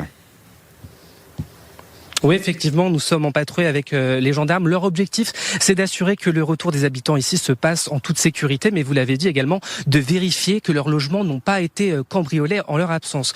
Bonjour Maréchal Vauclin, là on est sur une situation très précise. Il y a une suspicion de cambriolage, c'est ça? Alors effectivement, donc là sur ce domicile en particulier, il y a une suspicion de cambriolage parce que on peut voir certains éléments particuliers qui nous parlent. Typiquement, il n'y a pas le véhicule, donc les gens ne sont pas encore rentrés chez eux. Le portail est ouvert, mais ça n'attire pas notre attention parce que c'était une consigne de la préfecture pour pas que les pompiers forcent le portail. Alors nous, on peut regarder des éléments ici, voir si le portail n'a pas été forcé. Effectivement, là, il a été laissé ouvert. Donc ça nous redescend dans l'action. Alors concrètement, là, quand il y a cette suspicion, qu'est-ce qu'on fait? On rentre, on essaye de sonner, qu'est-ce qu'on fait? Alors plusieurs choses. Effectivement, déjà, on essaye de sonner, voir si les gens ne sont pas chez eux. Plusieurs indices également. Si les volets sont fermés, on va essayer de chercher donc de l'effraction au loin. Et si on a une suspicion de cambriolage, effectivement, là, on va rentrer pour s'assurer que le domicile des gens n'a pas été cambriolé, il n'est pas en train d'être cambriolé par des personnes. Est-ce qu'il y a des logements qui ont été cambriolés en l'absence des évacués? Alors, la plupart du temps, ça constitue donc des suspicions par les personnes. Donc déclenchement d'alarme intempestif, des personnes aux caméras, à leurs propres caméras qui voient les gens orbiter autour de leur maison, mais très peu de tentatives réelles. Beaucoup de personnes qui rôdent, mais on a dénombré très peu de tentatives réelles, donc plus de déclenchements intempestifs. Là, vous m'avez parlé d'un cambriolage qui avait eu lieu pas très loin d'ici. Oui, ce matin, il y a eu un cambriolage, donc effectivement avec effraction sur la commune de Saint-Aubin. Donc on est intervenu dessus et les premières constatations ont été faites avec les gendarmes départementaux. Est-ce On donne des consignes de sécurité aussi aux habitants ici ? Alors effectivement, donc les consignes de sécurité, comme la préfecture l'a dit, laisser le portail ouvert pour pas que les pompiers ne le forcent s'il y a un incendie. Et tout ce qui est au niveau de la maison, donc on ferme bien volets, fenêtres et on vient bien verrouiller les accès autour de la maison. Merci beaucoup. Voilà une opération très importante pour sécuriser le retour des habitants. Une opération qui va durer toute la journée.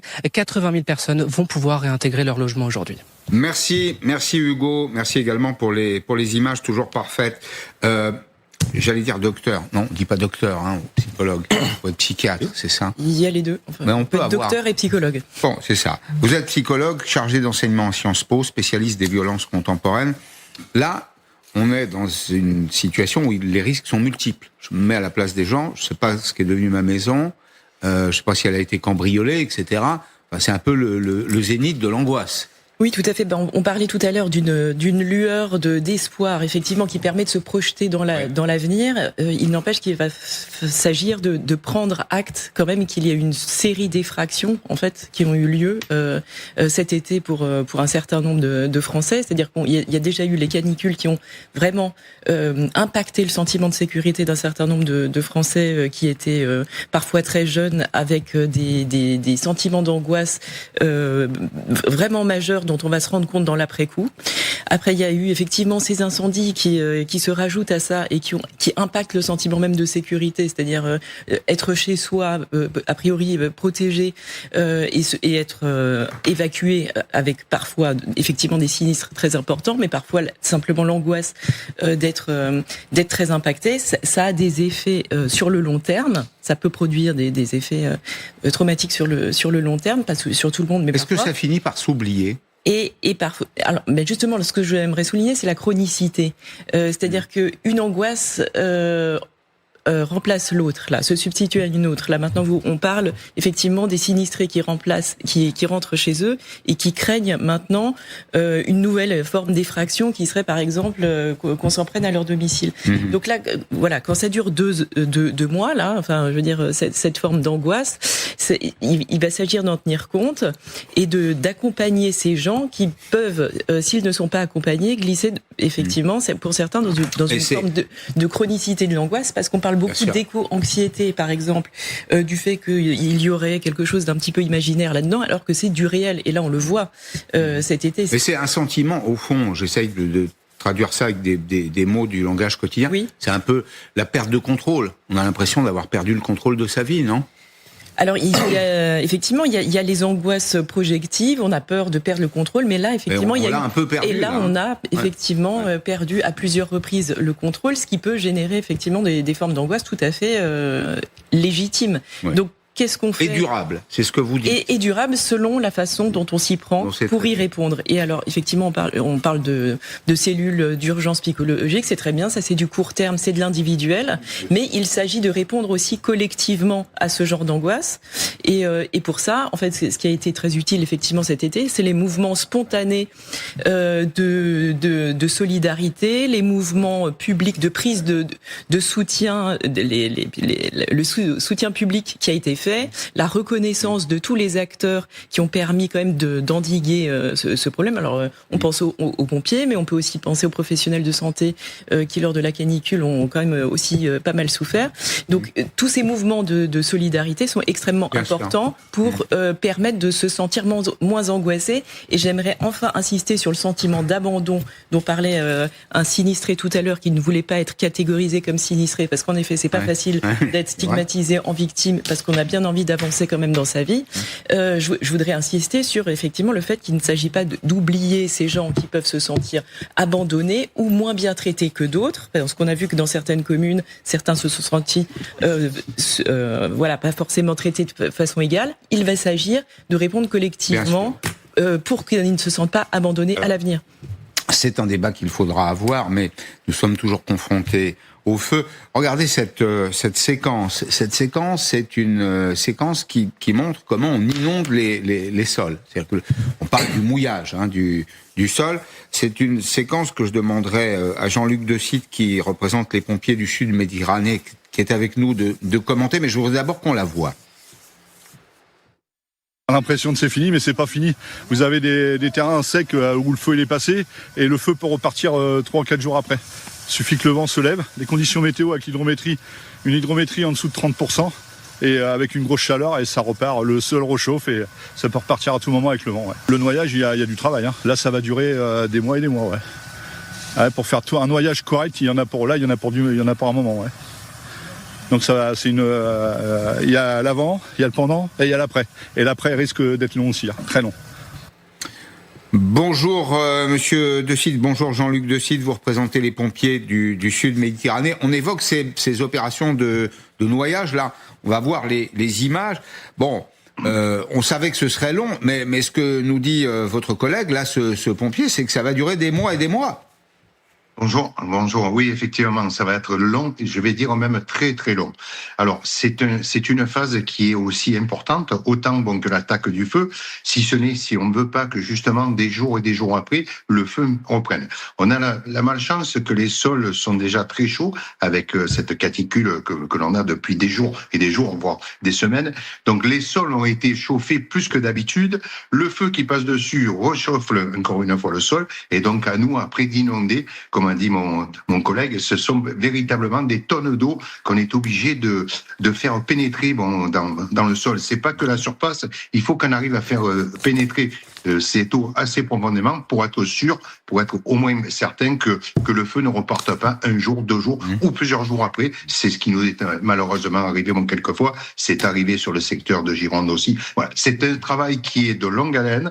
C'est un travail qui est fastidieux pour les hommes et les femmes. Donc c'est compliqué. C'est pour ça qu'on essaie de faire des relèves, de relever le personnel régulièrement, afin que les gens qui arrivent se retrouvent en forme pour attaquer cette période-là. Mais je vous cache pas que c'est pas le plus agréable, loin de là, mais par contre, c'est peut-être une des phases capitales. Bon, donc il faut probablement beaucoup d'eau, il faut des quantités d'eau absolument considérables. Oui. À partir de quel moment, question simple, réponse simple, à partir de quel moment peut-on considérer que le problème a été réglé ?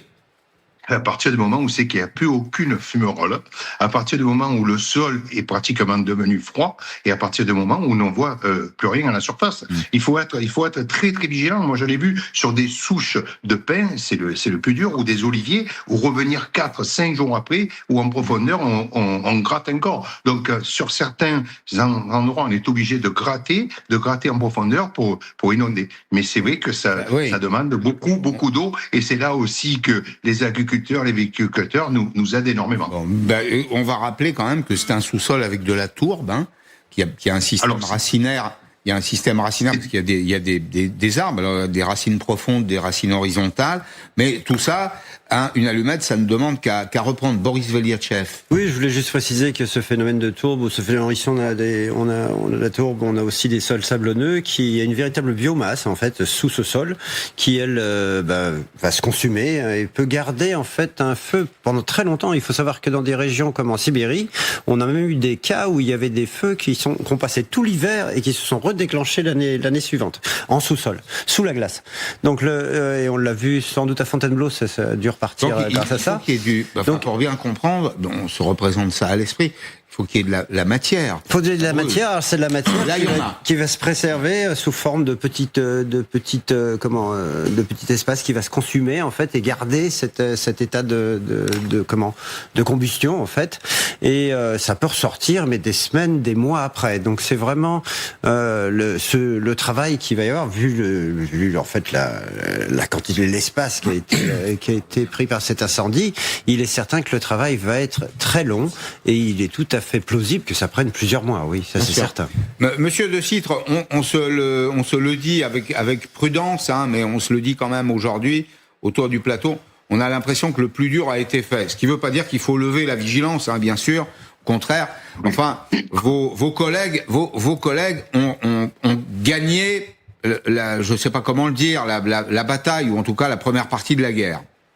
Oui, la première partie, vous venez de le dire, la première partie de la guerre du mois de juillet, il faut pas oublier qu'on a tout le mois d'août derrière. Oui. Nous, certainement dans le sud, on va avoir le mois de septembre. Le feu de Ponteves, nous avons pratiquement 130 km, je dis bien 130 km de lisière à noyer. Vous imaginez 130 km, le périmètre, 130 km, c'est énorme. Donc les tonnes d'eau qu'il faut, mais aussi le personnel. Le personnel qui a déjà travaillé, on y est depuis pratiquement une semaine.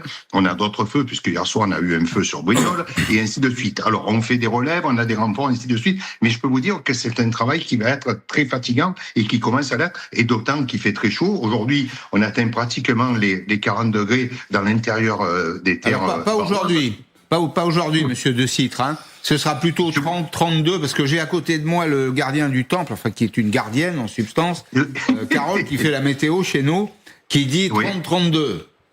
Oui. Écoutez, je crois que dans le centre-Var, et notamment sur le secteur de Brignoles, on a un peu plus que 32, et notamment vu les 4000 hectares, croyez-moi, ça approche plus les 35, 36 que les 32. Donc, c'est un phénomène encore aussi supplémentaire qui ajoute au travail pour les femmes et pour les hommes. Bon. Oui, du côté de Brignoles, je confirme. Oui, vous avez raison. 5 degrés, effectivement. On parlait pas de la même chose. On parlait pas de la... Il y a confusion, parce qu'on avait en même temps... Monsieur le Président, on avait en même temps à l'écran des images de Bordeaux, où on annonce là depuis ce matin maintenant que la température a perdu 10 degrés. Donc c'est plutôt bien. On voit vos collègues. Tant mieux pour eux. Tant mieux, j'en suis le plus heureux. Je voulais juste revenir, on a une différence quand même de végétation, c'est-à-dire que nous, on n'a pas de tourbe au sol, donc c'est totalement différent. Mais je veux dire, voilà, mais c'est autant pénible de faire ce noyage, je vous le dis, c'est vraiment pénible. Ça demande une force, il faut tirer les tuyaux, les ramener, les rallonger, et ainsi de suite. Et toute la journée, c'est comme ça, y compris la nuit. Et il faut profiter de la nuit où c'est qu'on a les baisses de température, où c'est qu'on a un peu d'humidité à certains endroits, pour profiter et accentuer ce noyage. On a à l'image là vos collègues dans la région de Blagon, c'est pas très loin, donc qui arrosent la lisière. Effectivement, vous avez raison, il y a des kilomètres, des dizaines de kilomètres de lisière à arroser aujourd'hui, à neutraliser dans un périmètre qui a été délimité. Le feu n'a pas repris, n'a pas progressé, mais en effet, la menace c'est la lisière. Pourquoi ? Parce que si le feu saute le chemin de terre qu'on a sous les yeux là, il repart un tout petit peu plus loin, et effectivement, les mêmes causes produisant les mêmes effets, on a à nouveau une catastrophe. Mais vous avez raison. Tout à fait. Et on a de l'aide, si je peux me permettre. On a les drones aujourd'hui qui survolent et qui voient justement les points chauds et qui nous guident pour nous dire attention, à tel endroit c'est encore chaud, c'est encore au rouge, donc il faut intervenir rapidement pour pas que ça saute et que ça parte dans l'autre sens. Voilà un exemple d'utilisation rationnelle de l'IA, de l'intelligence artificielle, c'est que grâce aujourd'hui au progrès, on est capable tout à la fois, évidemment, de périmétrer les flammes, mais aussi de déterminer quelles sont les régions, les zones à risque, les zones à risque. Donc, je conclus quand même sur ce point. Merci en tout cas, Monsieur le Président, c'était très utile. Vous avez raison de dire que il fait très chaud à nouveau dans le Midi, dans le département du Var. Il fait chaud aussi, Carole nous l'a montré tout à l'heure, dans l'est de la France, aux frontières de la Suisse, le sud.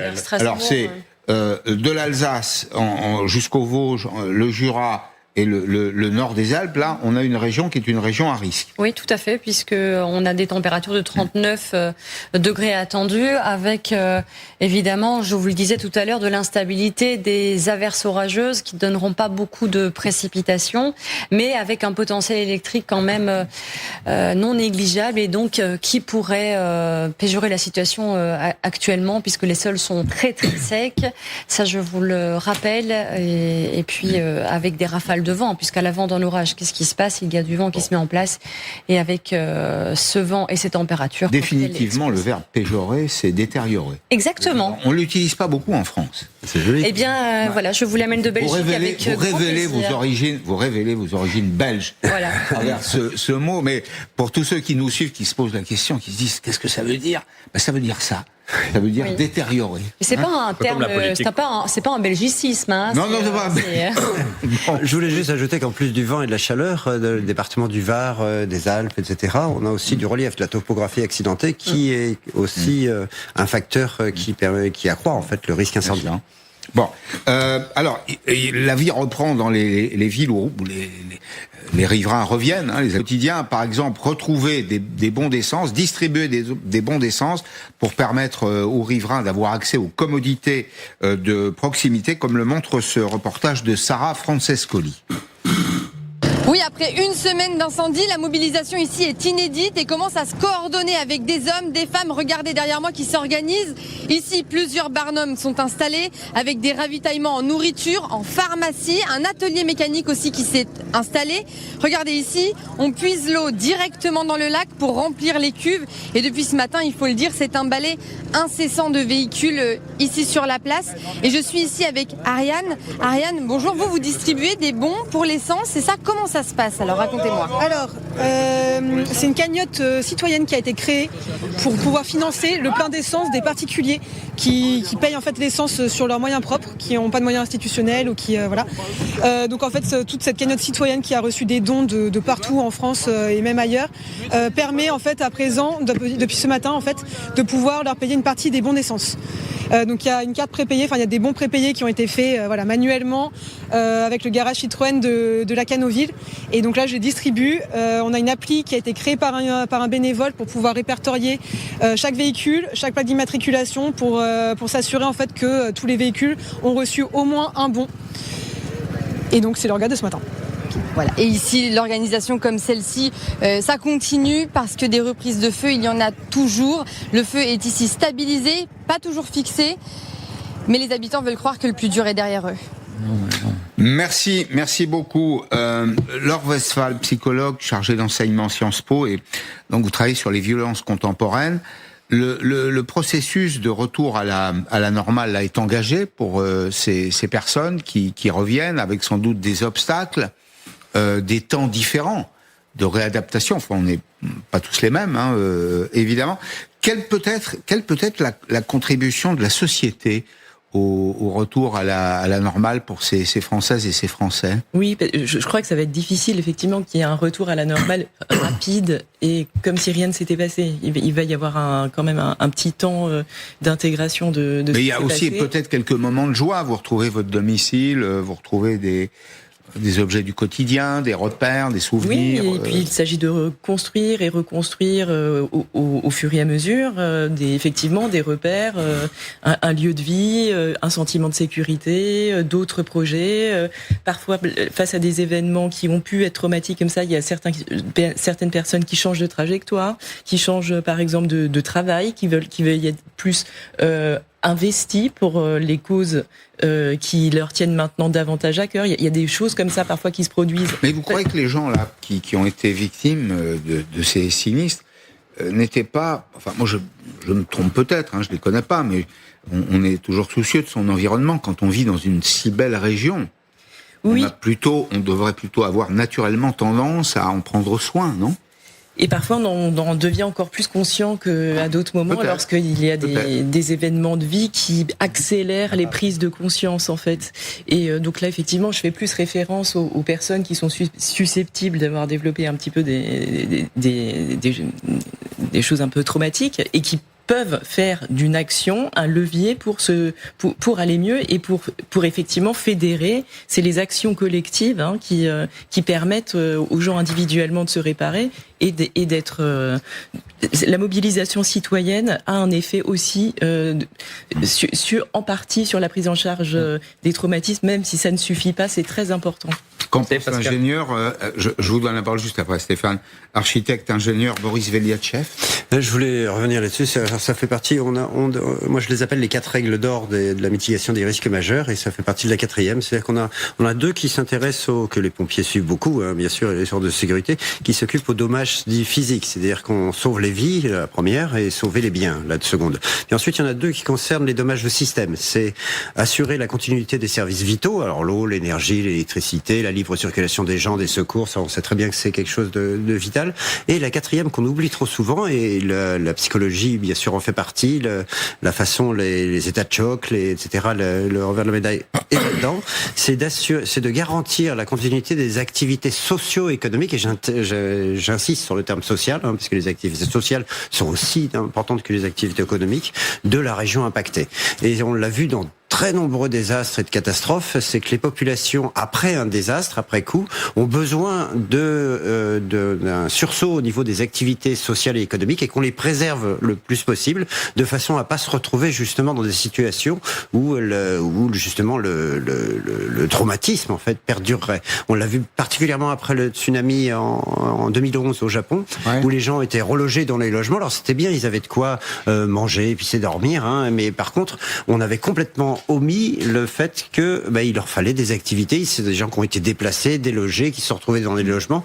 Ça peut tenir 2-3 jours, mais au bout de quelques semaines, ça a été infernal pour ces populations. Il a fallu que des gens, des psychologues entre autres d'ailleurs, des sociologues, des architectes, etc., aillent sur place pour réoffrir à ces populations en fait des activités sociales et économiques. Stéphane Manigold, on est fragile, finalement. Ouais, on est fragile parce qu'on n'apprend pas de nos erreurs. 2022, c'était hier. C'était hier. C'était hier. Ouais. Et j'aimerais rappeler l'excellent rapport du Sénat qui a fait des préconisations pour que ça ne se reproduise plus, ou en tout cas limiter l'impact de ces phénomènes qu'on attribue climatiques, etc. Je vais en prendre quelques-unes. Il parlait déjà de doubler les moyens de prévention en disant que c'est obligatoire. Est-ce que ça a été fait? Non. Et dans ce doublement des moyens de prévention, alors c'est sûr que la prévention, c'est un peu comme les trains qui arrivent à l'heure. Tout le monde s'en fiche. Ça n'intéresse pas grand monde. Tout le monde s'en fiche. Je suis d'accord. Ouais. Voilà. Et donc, mais à tort, justement, parce que c'est vrai que c'est plus spectaculaire de voir un Canadair et des feux et des pompiers lutter que d'avoir une réelle prévention. C'est plus spectaculaire qu'un agriculteur qui trace un sentier, mais alors c'est pas que du folklore, vous savez, le pastoralisme, c'est pas juste le folklore du salon d'agriculture, on voit des vaches brouter de l'herbe et des moutons. Le pastoralisme, c'est aussi une utilité écologique de prévention. C'est peut-être un pompier en moins sur un feu.